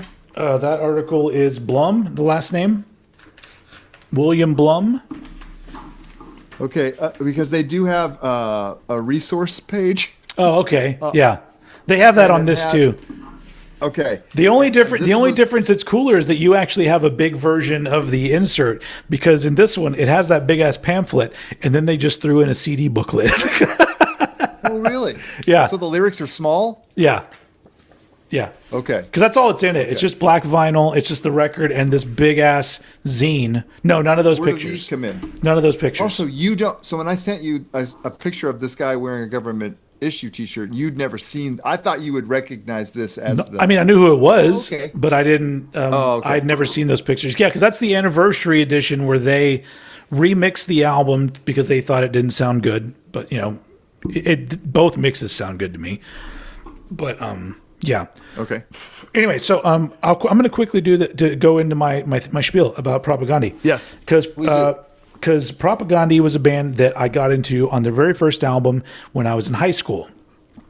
Their first album is called How to Clean Everything, on Fat Records, and this was in the label Fat Records. They were one of the beginning bands where the bands that were signed to Fat Records, they were all fucking amazing. And so that label went poof really quick, even though they were just an indie. They got super big, super quick because Fat Mike ended up signing all these really incredible bands. And Fat Mike is the vocalist, bass player of NoFX. NoFX, and were they on Fat Records? They were self-releasing their own records? No, they were on Epitaph at the time, but he started Fat Records, and then later NoFX was putting out stuff on Fat Records. So anyway, so I was in high school. I think I was a junior in high school when I got How to Clean Everything, and it's so great because it's weird that they're considered, especially their first two albums, they're considered punk, but to me, there's certain bands from that era of Fat Records that there's a lot of metallic elements in their stuff. But the thing that was great about Propagandhi was that they were overtly the word? They were like unabashedly political and socially minded, but also there was a lot of humor on the first album, for sure. It's very fast, cool riffs, a lot of fucking cursing all the way through it. And I loved it. It really spoke to me. But then they followed it up with my favorite Propagandhi album, which is called Less Talk, More Rock, which is even more political and a little bit less on the funny side of things, although he still has a way of writing lyrics that there's a little bit of tongue in cheek or a little bit of turn of phrase or whatever and shit like this here and there. But they became a very important band for me because that album in particular. But I chose their third album, Today's Empires, Tomorrow's Ashes, because it's probably my second favorite Propagandhi album, but it's the album when they became the Propagandhi of now. Because initially the bass player was a guy named John Sampson, and he had a very different sounding voice, and he only sang on some parts, like one or two songs on the first two albums. He left the band to start his own thing, and then Todd Kowalski joined the band on this album. And I shit you not, the when I first heard this album, and I knew they had a different guy on bass that was doing some vocals. So the album starts with the song that Chris Hanna sings, and so I was very like, oh, okay, he's getting a little more melodic with his voice. But you get to Fuck the Border, and you hear Todd come in. I went, whoa. That's Todd. He's the more screamy, the yelly, gravelly voice kind of guy. So once I heard him come in, it was like the game has fucking changed with this band. And the one thing that all of a sudden, there's a lot of like Chris Hanna doing his thing that we all loved from these first two albums. But now there's this other guy, and if he shows up in a song, you know that shit's gonna fucking rule. And that's been the band ever since. Those three core guys, George's always been on drums, Chris vocals, guitar, and now Todd bass vocals ever since this album. They've had other like second guitar players and stuff, but I figured that like if I want to get you into Propagandhi, I want you to at least kind of hear the direction that they went, where they kind of are now. Okay. Because they've kept on evolving as a band, but I feel like this was the point where they went from being a band that I was just like, oh, this band's put out some really cool records, but then all of a sudden, oh no, this band is fucking amazing, and I've just been a fan of them ever since. So I thought it was like the best example of like getting you like kind of in the middle, right in the middle of things, of this band really fucking becoming who they are. So that's why I chose. Plus, I just love this album so much. Fantastic. So, yes. Go ahead. Okay. Your turn. Okay. Totally cool. Okay, so I gotta say, I don't know if I mentioned this on another episode or if I was telling you over text or something, or one day when I randomly called you or something, was that I'm gonna say this like it's the first time I've said this, but anyway, I am impressed with what I think is going on in your head when you are listening to music. Yes. It's not always the same thing going on in my head, but yes. Okay. So does this sound familiar? Did I say this in another episode where you have the ability to listen, catalog, remember, hear another part. I feel like the music that you listen to is, I have, out of the records that you've sent, the Shape of Punk to Come. What was the name of that band? Refused. Shape of Punk to Come. Refused. Thanks. I wanted to say unused, but it's Refused. Okay. That was completely confusing to me, and I had no idea what the fuck they were doing. Like, it was a scary listen to me. No, it was. And I was like, okay, good. I wanted to be frightened because I hadn't been really frightened by a record in a long time. But I couldn't go verse, chorus, verse. I couldn't even tell. Like, if it was on a CD player, I think I'd be able to tell which track was which because I would know, because it would switch over. But it felt like they just went off into something and then came down into something and then exploded over here and then whatever. So I couldn't figure it out. So then you send me that fucking Mastodon record. Leviathan. What is it? Yeah, Leviathan. What the fuck is going on that record? Like, this is not verse, chorus, change, bridge, verse, out. It is like they're just gone. Yeah. And so I'm trying, like, what is the chorus? What am I supposed to be saying? What am I getting on board for? What is the minute? There's none of that. And so I was, as a music listener, who is like, hey, ho, let's go. Hey, ho. You know what I mean? Like, sorry, man, in the back now. Da, da, da, da, this song's called I Want to Sniff Some Glue. Yeah, right. And so, And so I don't know what you're listening to. It's very complicated, and I think that you've immersed yourself in a style of music that is just like you were talking about that one time when you did your, speaking of Fat Mike, I think it was your NoFX thing, where they have a song that is like really, really long and never repeats a part. Yeah. Okay. I don't know what I would have gotten so confused. I wouldn't have known what was going on, and I would have probably got a little anxious and not understood what was happening. So to give you an insight into how I listen to things, my first time listening to something is pretty much all kind of floating in a stream and looking for things that catch my attention. Even if it's like a band that I know and it's their new album, I still kind of go in there and I kind of just go with the flow, and I don't really think too much about song structure or anything like that. I'm just listening for the things that pop out. And it might be a vocal line, or it might be a weird change in the songwriting, or a riff, or the drums are really great on this song, whatever it might be. I'm listening for those things that catch my attention, because those are the things that bring me back for the second listen. And that's the one where I start to get a little more like, okay, what are all the parts of this song doing? Like that's like that the second time I'm a little more trying to sit in the middle of a song and be like, how's the rhythm section interplaying on this part? Is there is this lead melody? This lead melody carries over into this next part. Why does it do that? And why does this note go with this next part also? I start listening to these weird, and so I think it's probably also because over the years I've listened to so much music that would either seem chaotic or jarring or too brutal or abrasive, confusing to some people. To other people, if you're immersed in this kind of music, I play some stuff and you go, that's fucking nothing. What do you mean? But I think that I've had enough experience with all of this music that, maybe was initially confusing, but then I figured out what they were doing and where they were going. And then once you learn that, and if you like it enough to listen to it over and over again, then all of a sudden there is a pattern, Okay, sure. What's that? There's a hip hop song just randomly playing on my In your phone. headphones? Oh, on my phone over here. Okay.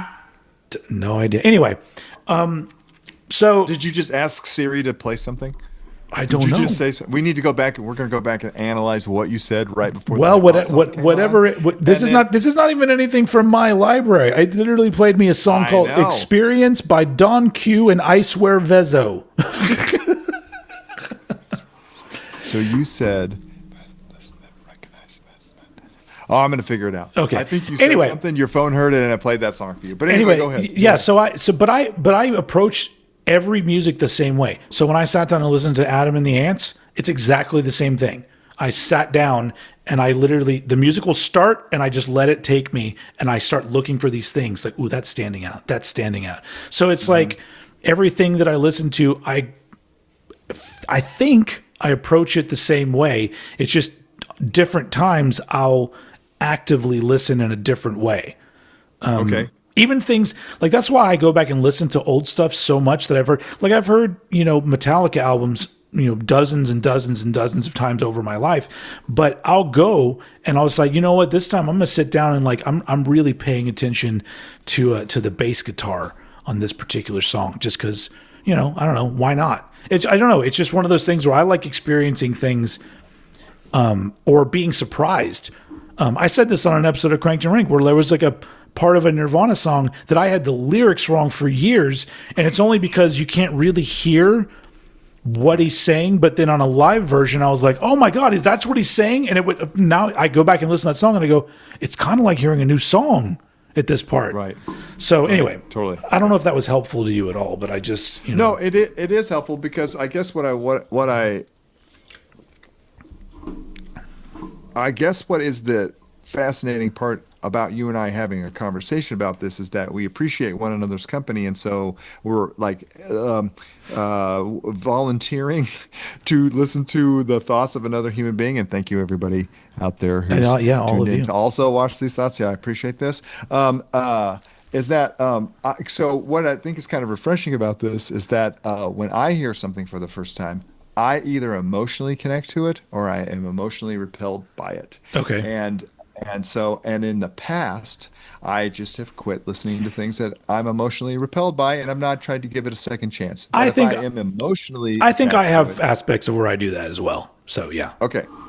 Because to understand the arc of this record, I'm going to include this album into the category of song structure that I have no idea what's happening, and at Okay. all.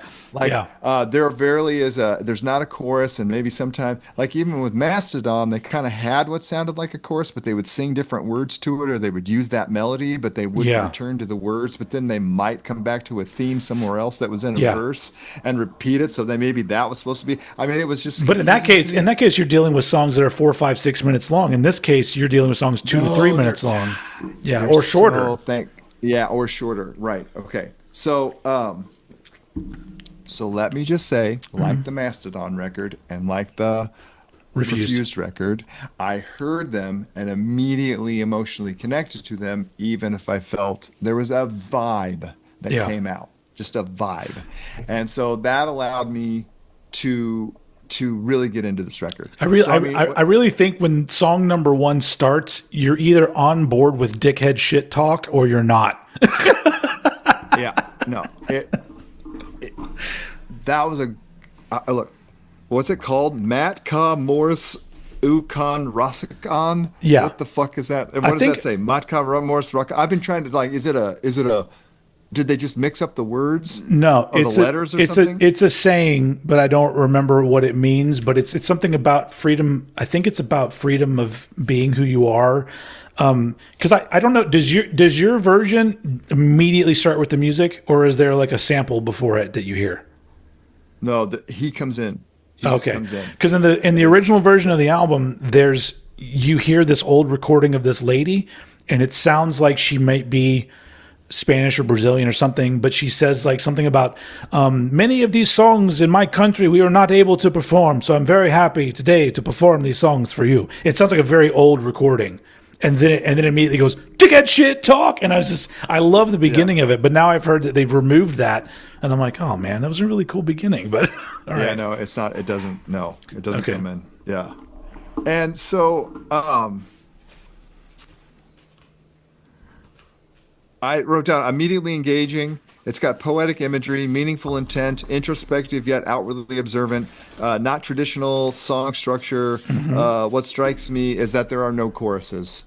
There just aren't choruses. there, fuck the border has a chorus. Okay, well, on that first song. Okay, so then Fuck the Border comes in, and Yeah, you're right. it just jumps right into your face, absolutely ready to start shit on fire. Could be written today. Yes. This is the punk rock I know. So today's Empires, Tomorrow's Ashes has a chorus. They just sing different words, but it's the same vocals. Back to the Motor League Okay. has a chorus. There's choruses on Okay. here. Well, okay. So this is also another point that I want to bring up about this record. It's Okay. divided into, for me, my experience of it was that it was divided into two categories. Okay. One of them was like this fucking kind of free for all, go for it thing that had a lot of like, it was aggressive and clever in Yeah. its aggressiveness, and it was very political, and it's very personal. It's very personal on a political level. Yeah. You have the repercussions of political decisions Yes. weed their way into your life, into your trailer park, into your behind the store while it's trying to make out with what's her name or whatever, by Behind the the sports complex sportsplex. or whatever. Yeah, Yeah. yeah. It weaves in and out of this. Okay, but the other thing it starts to have is, and okay, and I have to explain this. Here's the deal. I love Bad Religion. So They're do like I. one of yeah, they are one of the most important bands that ever happened to me. Yeah. I literally quit listening to them after Suffer. Why? Never heard another record. Why? Because I don't care anymore. They got into a rut for me, and I'm like, and so I'm like, you know what? And so here's the point I want to make about Does that this, mean that you okay? haven't heard Generator? I've not heard any of it. I don't care. I Wow. don't need to hear it. I don't need to hear any of it. I've heard Back to the Known, Into the Unknown. I've heard How Could Hell Be Any Worse. I've heard and I've heard Suffer. And I loved Against Suffer. the And I Grain? Those loved. are all amazing. I think Suffer was before I Against bet the they Grain were. too. Yeah. I bet they, Jeez. Huh. I bet they were. Yeah, no, I think Suffer's like their fourth record, third or fourth record or whatever. There's Yeah. that EPs that come in. Yeah, it's Okay, pretty. Yeah. so but here's the deal. I have so much respect for Bad Religion, that even what I feel is a lesser version of what they were in the beginning, just my opinion, no Yeah. big deal, no big deal. I will back that band to the hilt. I Yeah. will argue for them because that Greg Graff, is that his name? Mr. Greg? Greg Gaffin. Yeah, Graff, the singer. Mm-hmm. He Is is, that his name? Get Greg. I Is it can't Greg remember. Graffin or Greg Gaffin? Great, one of those. Yeah, now I can't remember. But Yeah. anyway, so I don't need to hear any more of their records. I Oh yeah. Oh also no, you don't do. You do. Okay. I don't need to hear any more of whatever Mike Ness puts out. I don't need to hear the new Socials Distortion record. I That's don't true. need to But hear he also hasn't really evolved as a songwriter or anything. But Bad Religion well, did. did they? Yeah. Is it just a puke full of words with the guitars? No. Oh fuck You no. know what I mean? Like You it's get. just like I would. I mean, do maybe I'll choose one down the line. But like those two albums that I mentioned, Against the Grain and Generator, some like there's the song there's still a lot of like 2-minute punk songs with a lot of words put into them, but they get way more melodic. They get more, I guess, experimental, and like Okay, they do okay. for them. Like it's still punk music, but there's specific songs where I'm like, this is them trying something, turning part of their, they may have had like kind of like a template of what they were doing, but they kind of subvert part of it. I don't know. But they do get into a rut after that where they make some really great songs, but everything is very like you kind of know what you're getting from Bad Religion. That's what I felt by the pieces that I've heard from them over time that I just hear it randomly in the world. I would say that I think I don't know for sure, but I have a feeling because of your age and when it happened, they put out the album, the one that had American Jesus on it. I have that 7-inch and I like that 7-inch. That one got a little bit more. I feel like people like that album, but that album got less adventurous for me. Okay. Whereas prior to that is against the Grain, Generator. Those two albums. Is Against the Grain the one with the corn? With the corn, yeah, and then Generator's like a weird black and white. It's kind of hard to tell what's going on it. Right.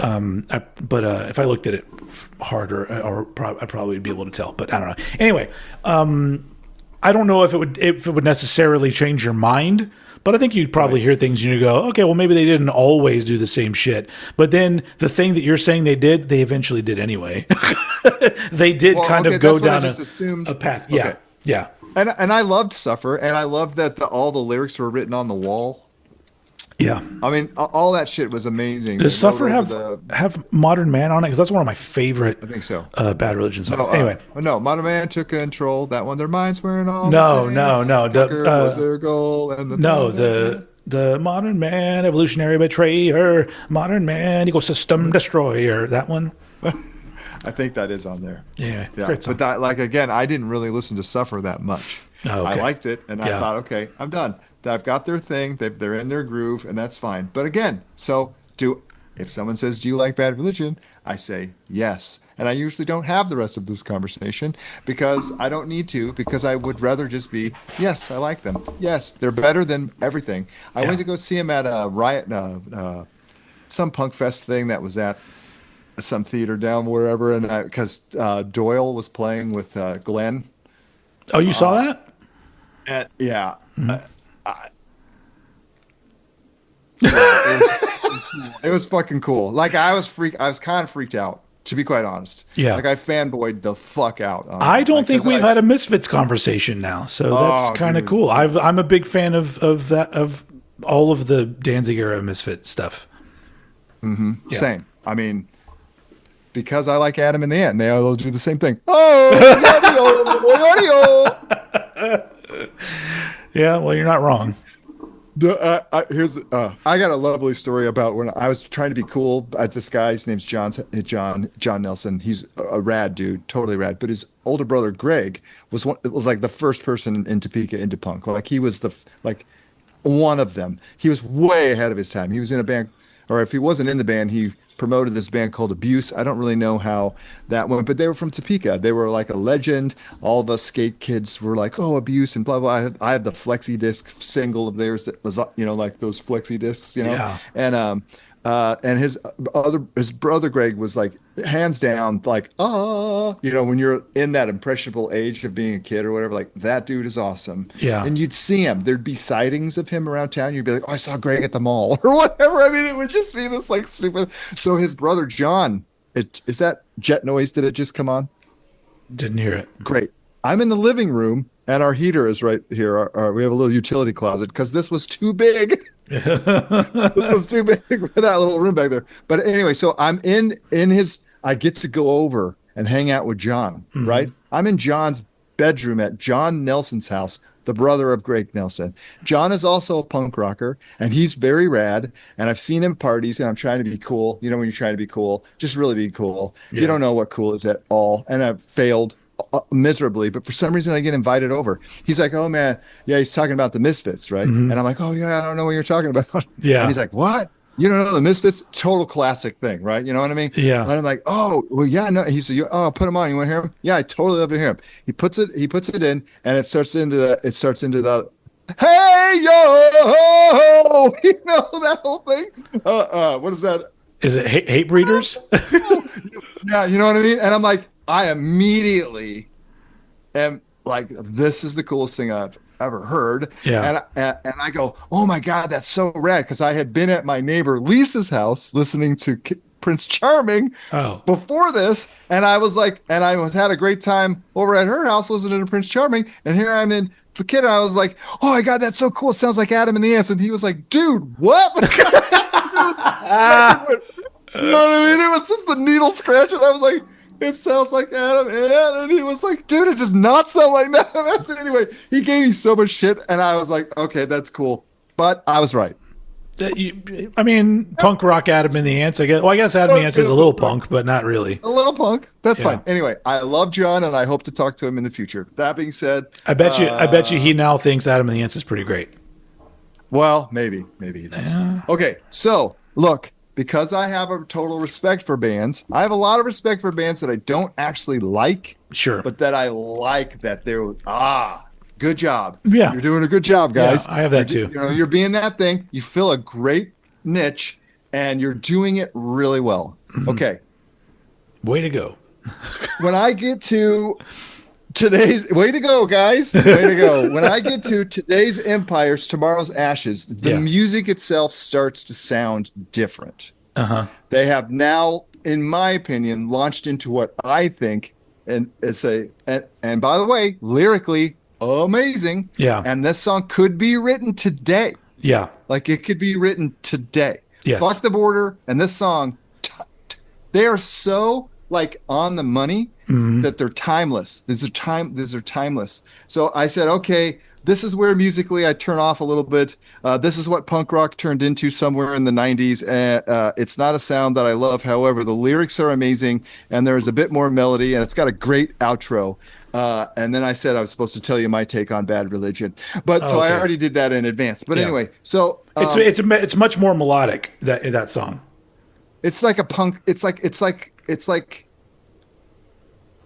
and we will discuss this hopefully, because I do not think that, by the way, you said, oh, you're going to turn me on to these punk rock records and I'm sure I'm going to like them. I'm going to turn you on to some punk rock records and you're not going to like them because it is not what happened after the 90s. Well, but you're talking to somebody that also likes Black Flag and Misfits and like literally everything from the 80s that I can think of. There's The Exploited, Husker Du, all these different bands that are punk, but they don't sound like each other. I love Descendants. Okay. All right. Okay. So, but over here on my closet door, there's a Milo sticker, and right below my Milo sticker, it's a sticker. Nice. Stick right below Milo. I thought it was going to be a Smirl sticker, but I'll take the sticker. That's nice. It's still nice. I feel good. Yeah.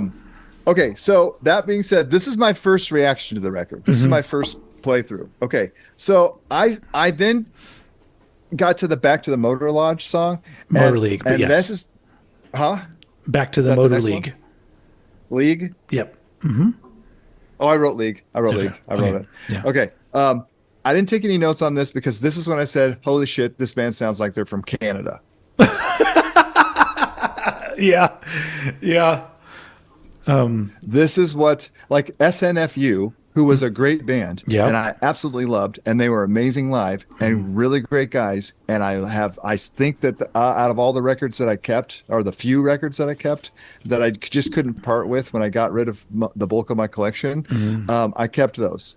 And I don't know why, but there was something about that band I really loved. But they had a goofball thing. There's she's not on the menu. You know, Yeah. they would come up with like a thing, and it was like good and it got the point across, but it wasn't always like anyway. But and this is the contradiction. I felt like I was in love with that band, but I saw that there was a goof punk, a joke punk, a lighter attitude that was in there. Yeah. Okay, so however, what is he trying to talk about in this song? That's literally a song about feeling like the music industry and popular music and musical trends are moving away from you, and you're going to very soon end up going back to your old job. That's kind of there's other things in it too, yes, but the gist of it is loving music, wanting to be in a band, wanting to have fun with it, but then it feels like everything's moving away to where you're yesterday's news. You're not anything. Nobody wants to listen to what you're doing or whatever. Is that the one at the end where he's like, customer service to the cash register? Come on. Yeah. Okay. All right. Okay. Yeah. Okay. Yeah. Which I thought was cute. Okay. But what gets interesting here is I couldn't like it seems to switch gears. One thought I drew a lucky hand turned out to be a live grenade of play acting edge. No, of play acting anarchists. God, Yep. these words are So that right there's a commentary on modern punk bands. okay. So mommy's little skinheads, death threats, and sycophants, and wieners drunk on straight edge. Yeah. Okay. So Fuck off, who cares? So it's all these different. So there's all these different quote unquote punk scenes, and all of it's at that point in the 90s and later 90s. A lot of it. Well, I guess even in the 80s it was too. Some of it was so. No, there was a lot of this. Some of it was so performative, and Yeah. it was people like the straight edge movement were like people that were just like I don't do all these things, but they were assholes otherwise. So it's just like, who gives a fuck that you don't eat meat and you don't have sex or you don't do drugs? You're a prick. Who the fuck cares? Right. Okay. Totally. Okay. Okay. Yeah. Who cares about your stupid scenes and your shitty zines and your straw men that you build up to burn? Which I thought that was the best line. The straw men that you build up to burn. That was like great. But okay. Well, so and that's interesting because about this when the straight edge thing came up, when it came into the zeitgeist of the punk rock scene, it was very cool, but it was like a very unspoken thing, and you didn't really talk about it very much. There was just that one song, Straight Edge, I got the straight edge, and then that was it. And then you put the X's on your hand, and then you went about your day. Yeah. And it was never there was this whole like, don't preach about it, just live it. You know what I mean? Don't. And so, but then I mean, so much so that Minor Threat had to re-record that song just so they could put in a section when Ian's like, "Look, this is not a set of rules for you guys." Right. Yeah. Right. Yeah. Totally. I'm literally not trying to do that. Yeah. Yeah. And you're right. Yeah. Yeah. So, but there was when the Unity and Youth of Today and the bands that came after them, there was a couple other ones. They started getting really, really into it. They were just super fucking straight edge was every song and everything and all the thing. And it was like, dude, this is super annoying right now. Like, I don't even really want to I don't know. It just felt like, I don't know. Yeah. But the thing is it's like the punk rock that I came into contact with in the 90s when I was technically in a punk band. There was so much of it that was like dudes in a Halloween costume. And they didn't really care about the music. They cared about the scene, and they cared about coming across as a tough guy and having a mohawk. And you were supposed to beat up people that didn't seem like they were punk. That was the point. Which is very opposite of what a lot of punk stands for. So it's but unfortunately, and with a band like Propagandhi, they went through a lot of shit because in the land of punk rock, you would think you'd be able to come out with an album that talks about animal cruelty and women's rights and all this stuff, and then you would feel right at home. But they didn't get that. They had people that wanted to kick their people. Fucking hated them in the punk scene. Okay. And that's still going today. I don't know if you know that. Like around the world, if you start paying attention on social media, there's an ongoing debate of I shit you not, right-wing punkers. Really? Who don't want punk bands to be political because there's no place in punk rock for politics. This is real conversations that these people are having. So it's like there's always been a facet of not just punk, but anything that has like a label like that, where so much of it is, like I said, it's just performative, and it just gets fucking annoying because it's just like, and not to mention the fact that Propagandhi never referred to themselves as a punk band ever. The only time I ever heard them refer to themselves as a genre, they said progressive thrash. They've always, and I would think that fits them way more than punk. But but yeah. Anyway, I don't know where we were going on that, but like that was my experience too. Like punk rock especially were some of the biggest posers in the '90s. I don't know about the '80s because I wasn't there. But well, I would have to agree because there was just too many people in it. Yes. I mean, I know, and it's like that thing they always talk about, tribalism, and then it gets bigger, and then you lose that tribalism thing because Minor Threat was talking about it very early on. Yeah. What was that? Salad Days. Yeah. I mean, they were saying that in 1980? When did Salad Days come out? 84, 85? Right. Yeah, they were saying that in 19. I mean, and we're talking about a musical. And they were a band that lasted like 2 years or some shit. If you think about it, how quick that was. A lot of great shit in that time period. Oh, I agree. I agree. But I mean, like, we're talking about a genre of music that maybe first was born in 1980 and was already talking about how it was over in 1984, just 4 years later. Yeah. You know what I mean? Like, hardcore. American. Mm-hmm. Yeah, not, So, and by the way, there were 70s punk kids who did not even include hardcore. They were like, what the fuck, you guys have made this, you've ruined it. Yeah. And then we were like coming up as those kids going, no, it's great. And then we got to 1984 and then we were like, okay, it's ruined. And I mean, because basically I felt like it was only supposed to last for a little while and then it was supposed to fuck off. That was part of the deal. Well, just because do your thing, say your thing, and then fuck off. Yeah. And then it went. If the world was perfect, here's how things like punk rock would work. You would have let's say I'm a punker. I'm really into punk rock. That's my thing. There's this little scene. There's 5-6 bands. Nobody really knows these bands.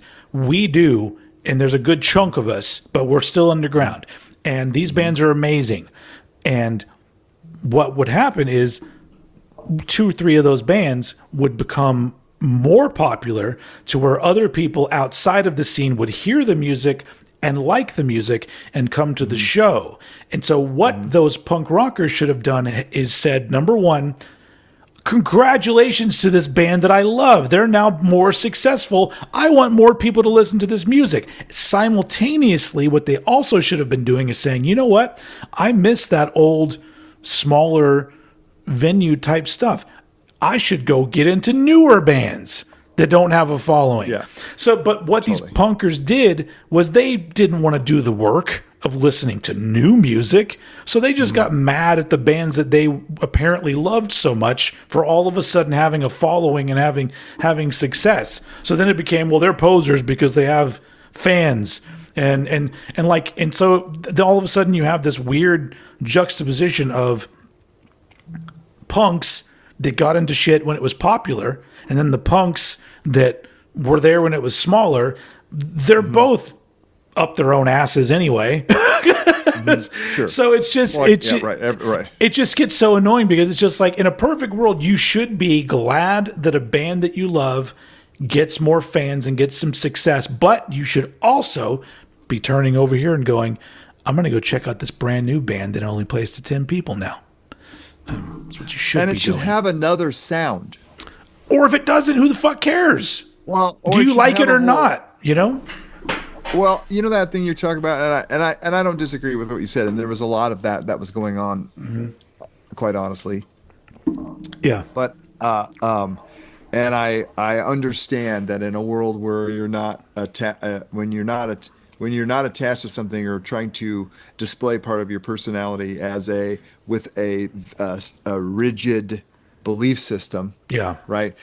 You should have just oh yeah, whatever. Are you having fun or you're not having fun? Or is this working or is it not working? Or is it blah blah blah?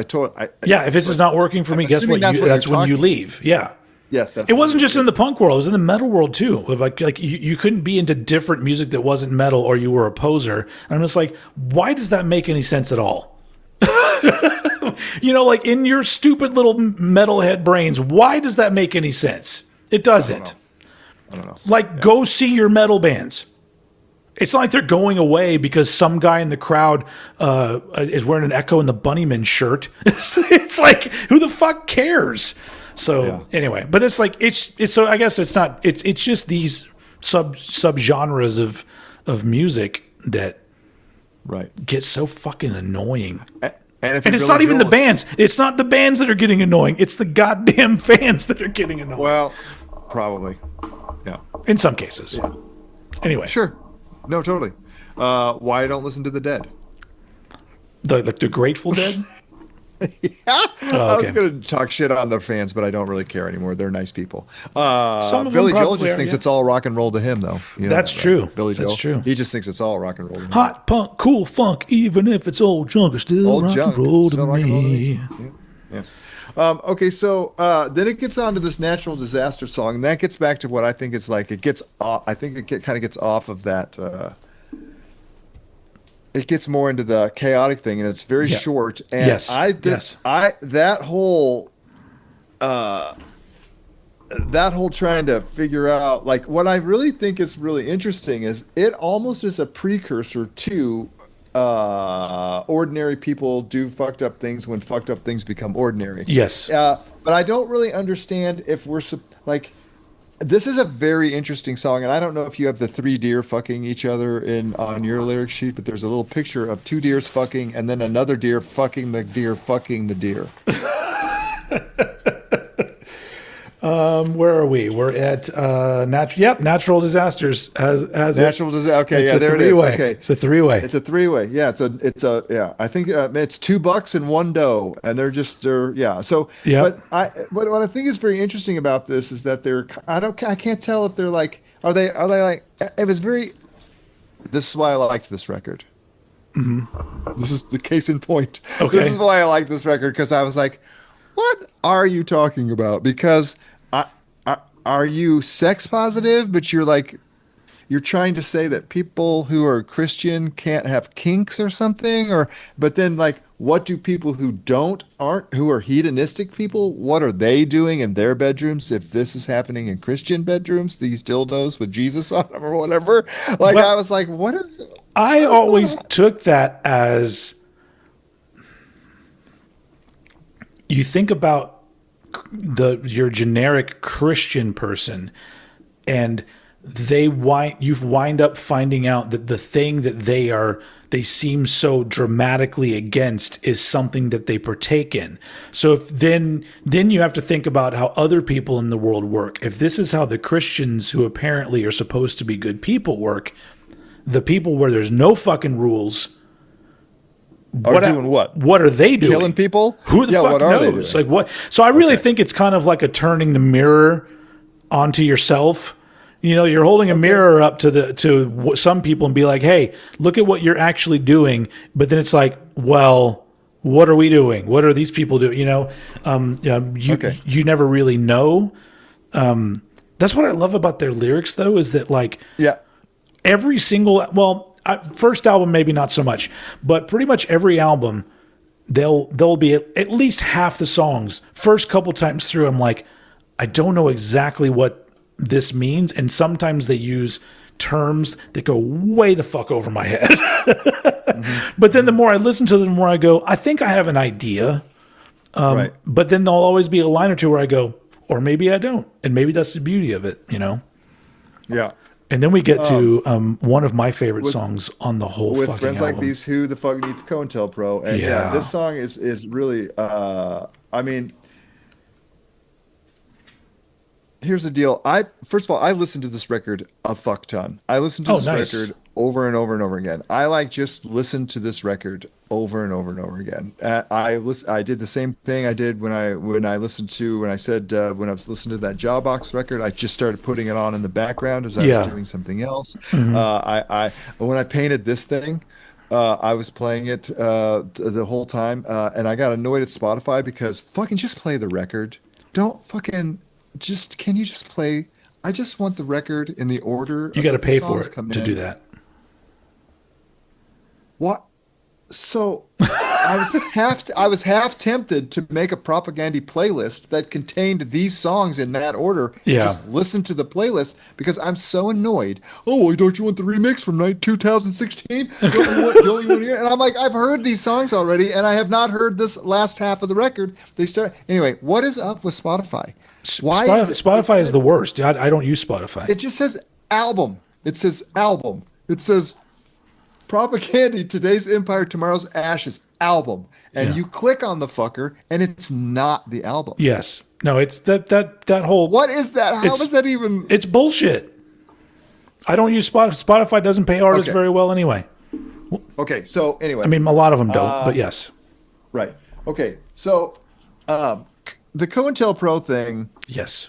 I love that with friends like these, who needs enemies, right? That's what that's a play on, right? Okay, so that was great, and I'm kind of steeped in that whole COINTELPRO, and I know that's why I'm a conspiracy theorist and blah blah blah. But like all these fucking things were going on, where all these government agencies were embedding themselves in organizations and trying to steer them in ways where they would get arrested so they could defame them, so there wouldn't be anybody there to fucking, I don't know. Anyway, I'm not going to yell at that cloud, but this is a great song.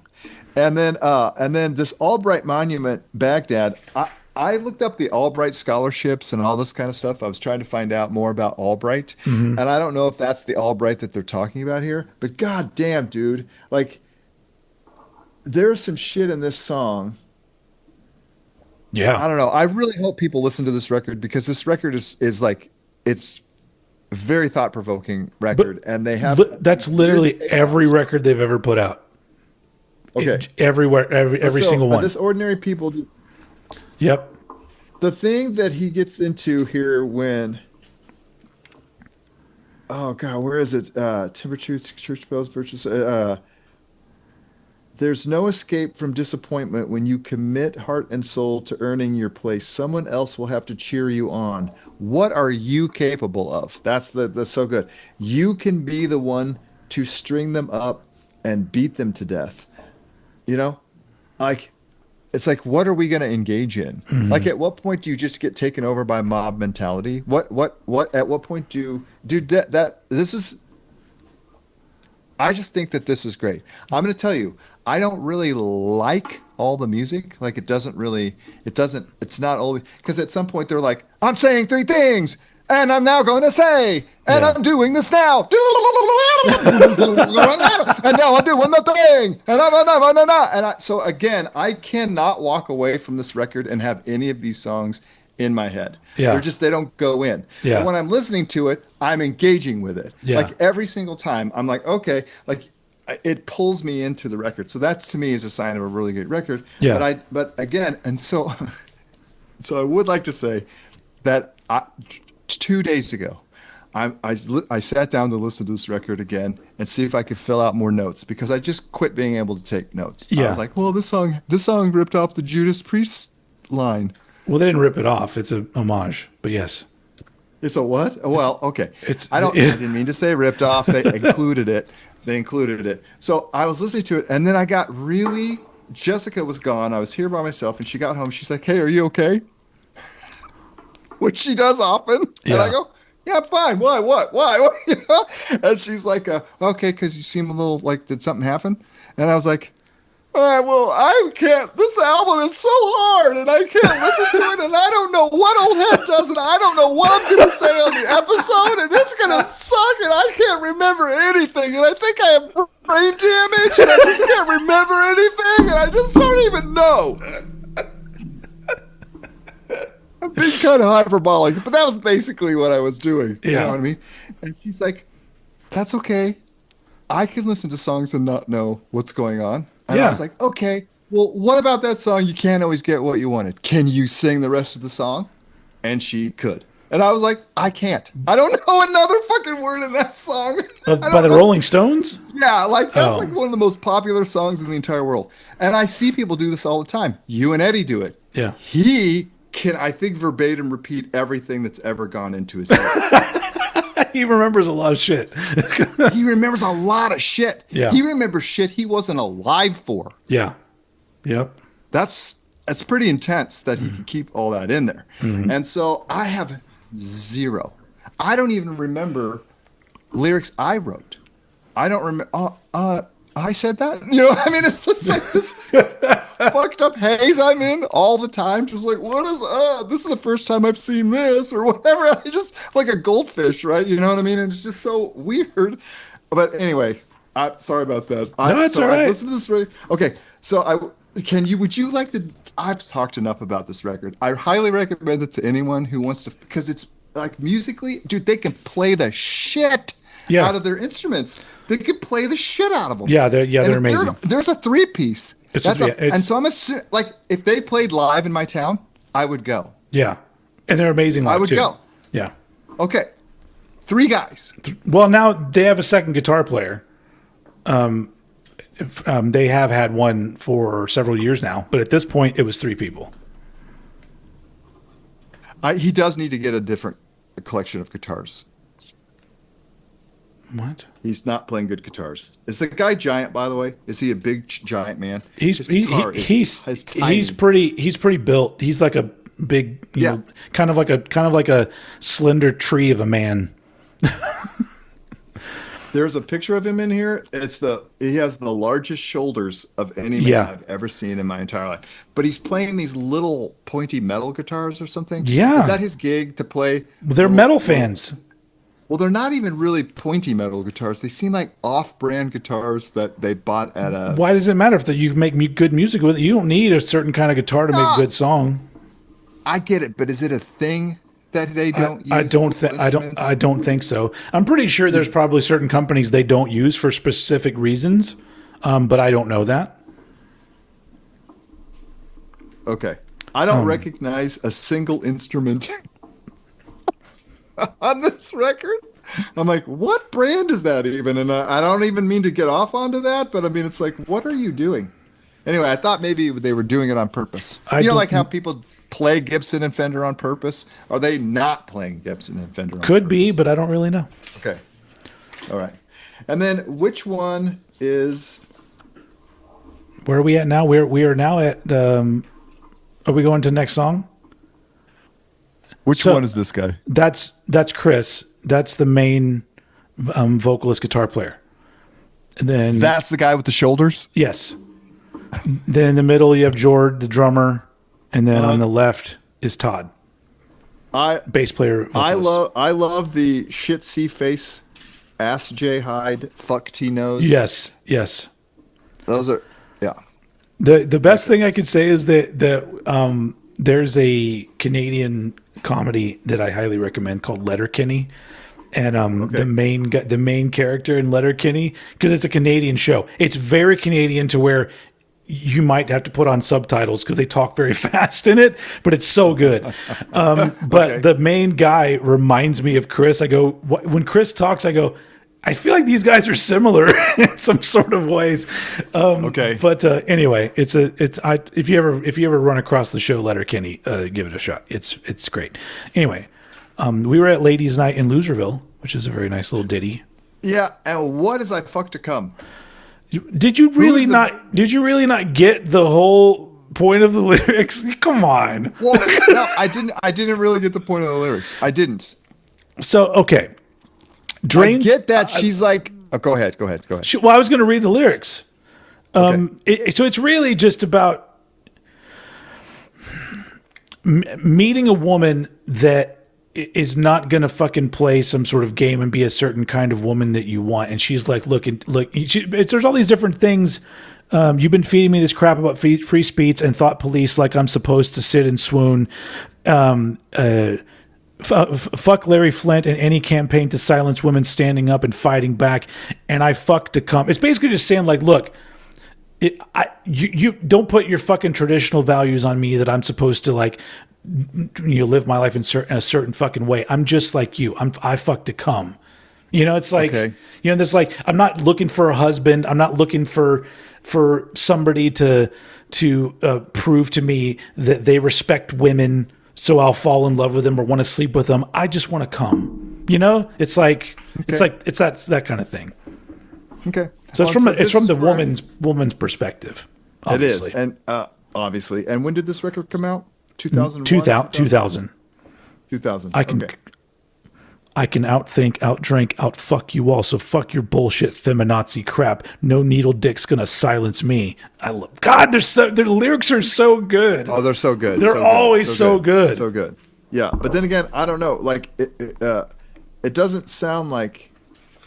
See, this is the thing that gets confusing. It sounds like this person that she's talking to is trying to relate to her in a way that is. He's trying too much. It's literally like it's like that thing where you have guys that like try to prove to a woman that they're sensitive to sort of gain some points, or try to prove to a woman that they're smart to pick them up and make them. It's like whatever angle a man has hitting on a woman, he's trying to lay the game of like, well, let me impress you with this or that, and she's like, I just want to put it in me and get off. It's like, don't think that But I think that that's a good point, because it's like I feel like it, not us obviously, but our society like treats women like they're supposed to be certain things and not supposed to be certain things, while we allow men to be multifaceted and be different kinds of men. Sure. Whereas women, it's all like, as soon as a woman does something, you go, that's not ladylike, or whatever it is. It's just like, it's a narrow. It sucks. It's narrow. It's very narrow. Yeah, it sucks. No, it totally sucks. Yeah. Anyway, and they've been they're a pro-feminist band. So there's been lyrics throughout the years about subject matter like that. But I also am relatively sure that here's the thing. I don't know for sure because I don't know about their lifestyles, but lyrics to a song on their second album, the vocalist appears to admit he's homosexual. But I also think the drummer might be homosexual. Okay. Or, why does it feel weird saying homosexual? I don't know. Homosexual. You're doing a good job. Yeah, thanks. Homosexual. Homosexual. Yeah. Homosexual. But, but I don't really know for sure. But it's also none of my business. But sure. But I really do think that they bring a lot of different perspectives to things because of that. Because also being a gay man in a very macho, not just punk but also metal macho scene. What's really weird? I didn't think that this album was overtly metal. It didn't sound very metal to me. Yeah. I guess maybe as this one, I would like so this one is where I feel like they started to veer into areas where I could tell there was elements of metal creeping into their music. Okay. Not a lot. Okay. But it's not there. Right. It gets. Right.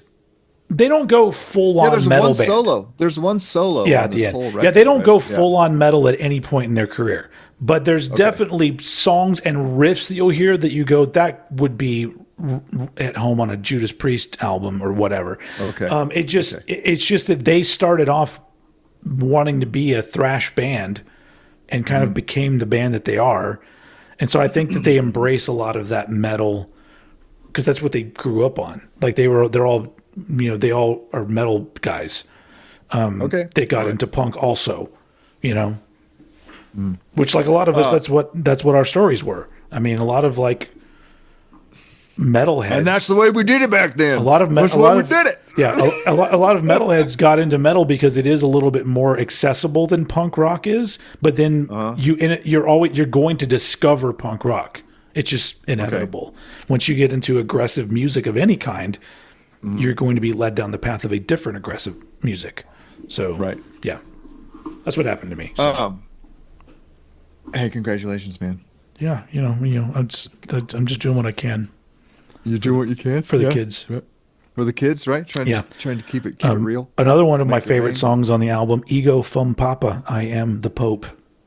And it's so short. Yes, it's a banger, man. It's in and out. Yeah. Yeah. But really the one that jumps out at me is the next one. New Homes for Idle Hands, about the prison system. Yeah, I will hands down applaud any human being that discusses prison. Yeah. Because it is so fucked up. Yeah. Oh yeah, I agree. 100%. I think anybody that has any kind of empathetic bone in their body that actually learns about the prison system, right? Everyone thinks this is fucked. Why are we still here? Why is this shit still happening? Yeah. Yeah. But yeah, that's a great song. The fact that like we talk, society or culture talks itself into just like fully committing to the fact that there are criminals and that those people just need to not be on the street, and then they ignore once you're in the prison, you're just ignored. Yeah. And all the subtlety of everything about your life that led to the accident or the wrong choice or the whatever. Or just the subtlety of what you actually did. Because like it's a blanket, just put all of them away. And then all of a sudden there's money involved. There's a business. So yeah. Yeah. And yeah, the privatization is just absolutely like you're making profit off of it is very, and then that the law is so, it's not applied evenly. Yeah. It's like that stuff like that just makes me so upset, mostly because of the fact that I'm like, even if we made steps towards making things better, we're going to be dead before it would ever be anything significant, Sure, and I think people get more the way that this country works. Things like that aren't going to get solved overnight. They could if there were better people in the world. But yeah, we got so close. Again, we got so close. I feel like there was so much talk about prison reform and all this kind of stuff. We were really gonna. There's still just just money. But like the thing is that there's the slippery slope of like you say like well we want to like keep these people off the streets. I will agree. There are some people that have done some things that are so bad they should be kept off the street. Do them. Yeah, they just enjoy it. But I feel like that's such a small percentage of everybody in prison that if you really let everybody else go, so many people would lose so much fucking money, and we've learned that nobody's going to lose money. People are going to lose fucking money, and not only that, not on top of that, like it's money, but it's also, as this song points out, free labor. Right. So. Right. Yeah. Anyway. Yeah.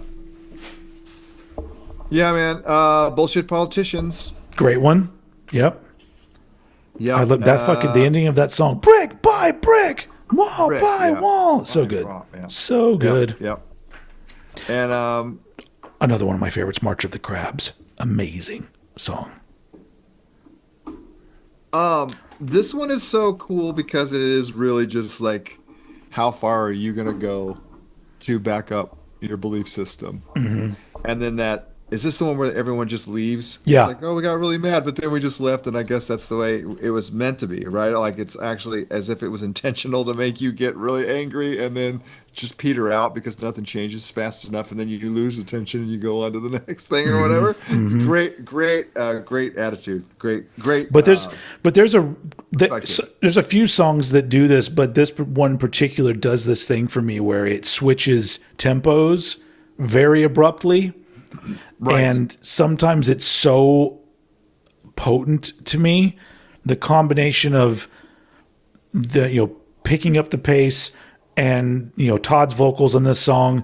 Like there's so much emotion that just like especially like the first time you hear the song, it just comes out of nowhere, and it's just so like good.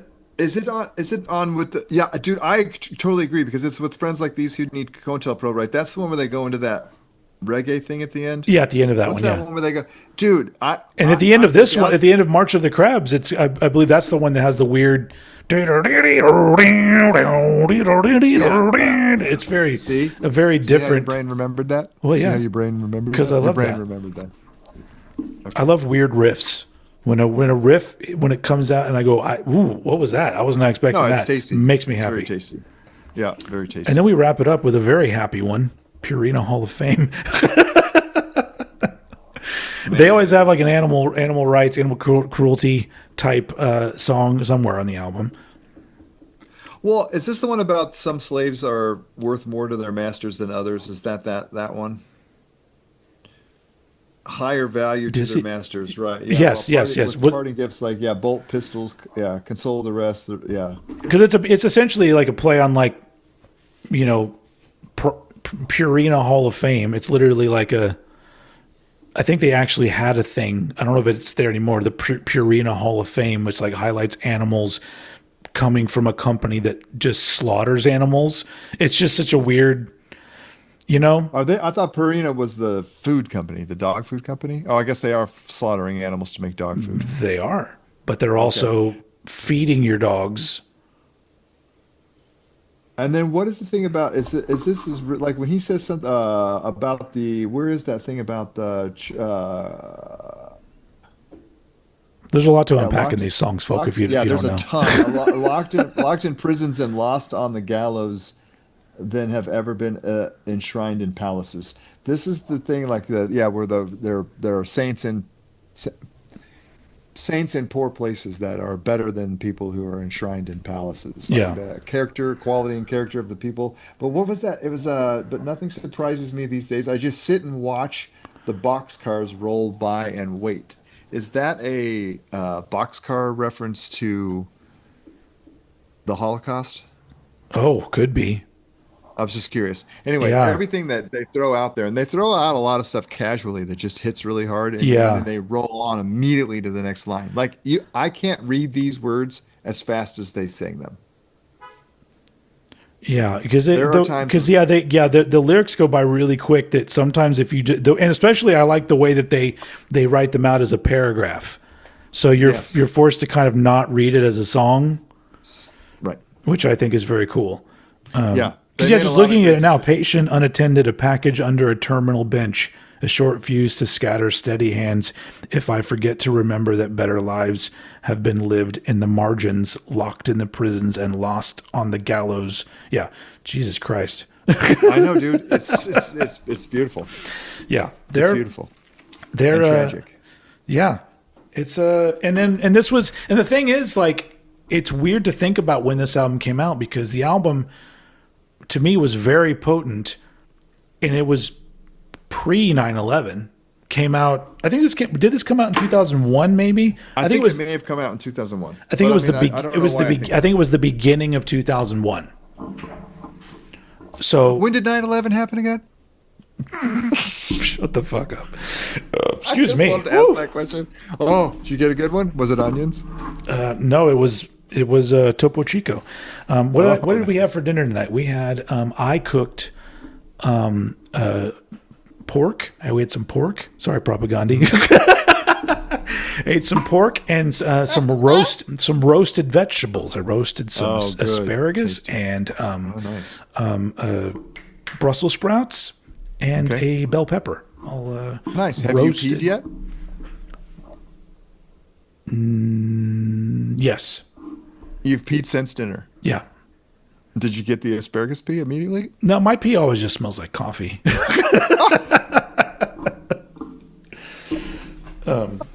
Anyway, I feel like we should wrap this up. Okay, we should wrap it up. Bye. Did Thank you, everybody. But I'm glad you appreciated things about this album.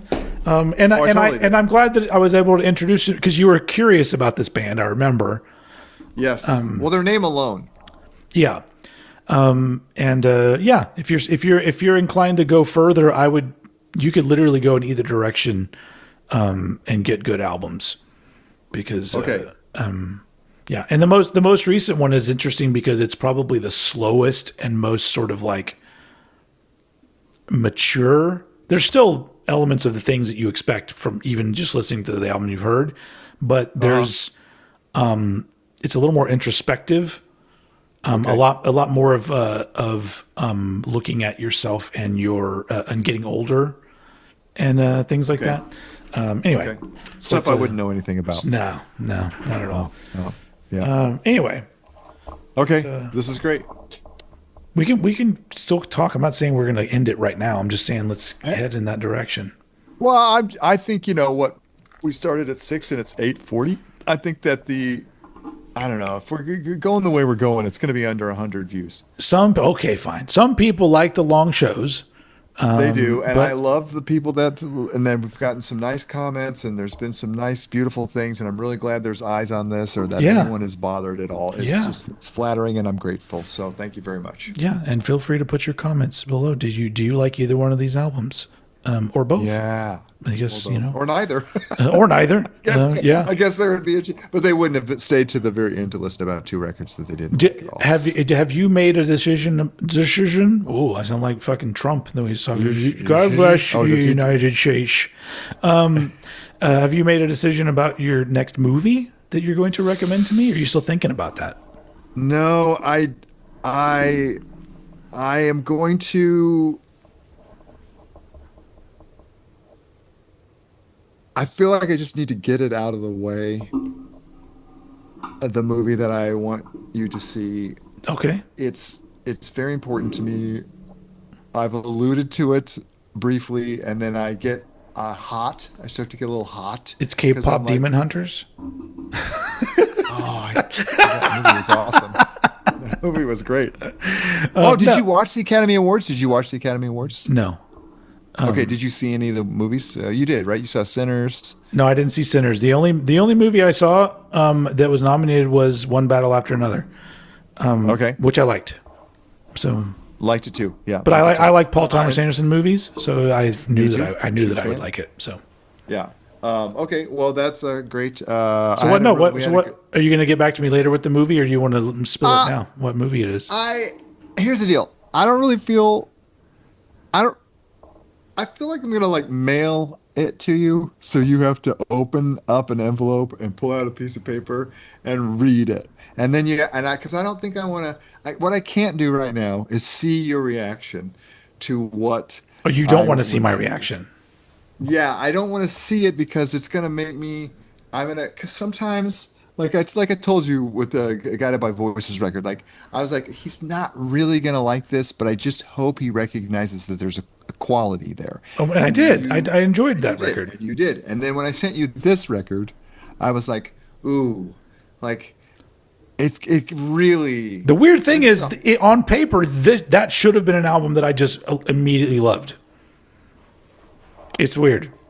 Sure. Yeah. Sure. Okay. So. And when I especially listened to it last night again, I was like, damn.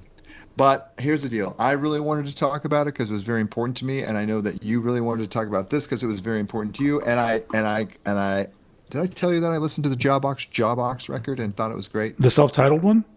Yeah. I love that one. Okay.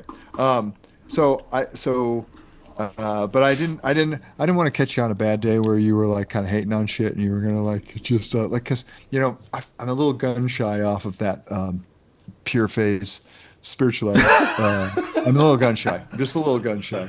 You know what I mean? I feel like I love how you're presenting this like you haven't shit on anything that I liked, and the way you treated Wayne's World, I'm still not over that. Oh, okay, Wayne's World. Right. Well, that was a shitty movie. But shut up. I'm really waiting for Point Break. That's really what I'm waiting for. That's gonna be my next one for you. Is Point Break. I'm excited. Then this is the perfect movie to juxtapose what I feel I would like you to watch. Okay. Well, then I'll wait And or okay, whatever. Yeah, you tell me when. You guys aren't going to learn until later, but you can know Right. that I'm going to tell Smirl to watch Point Break because it's one of my favorite Okay. movies ever. Probably my favorite action movie. Yeah. Okay. Yeah, I would say so. okay, Okay. Well, then the next time you see us, that's what we'll be doing. We'll be talking about a couple Okay. movies on the next episode of Summum Bonum or whatever we call it. Something else. We can keep the same name if we. I'm fine with that too. I was just Okay, spitballing. all right. I was ready to make T-shirts. Oh, well then never mind. Then again, let's just keep it. You make.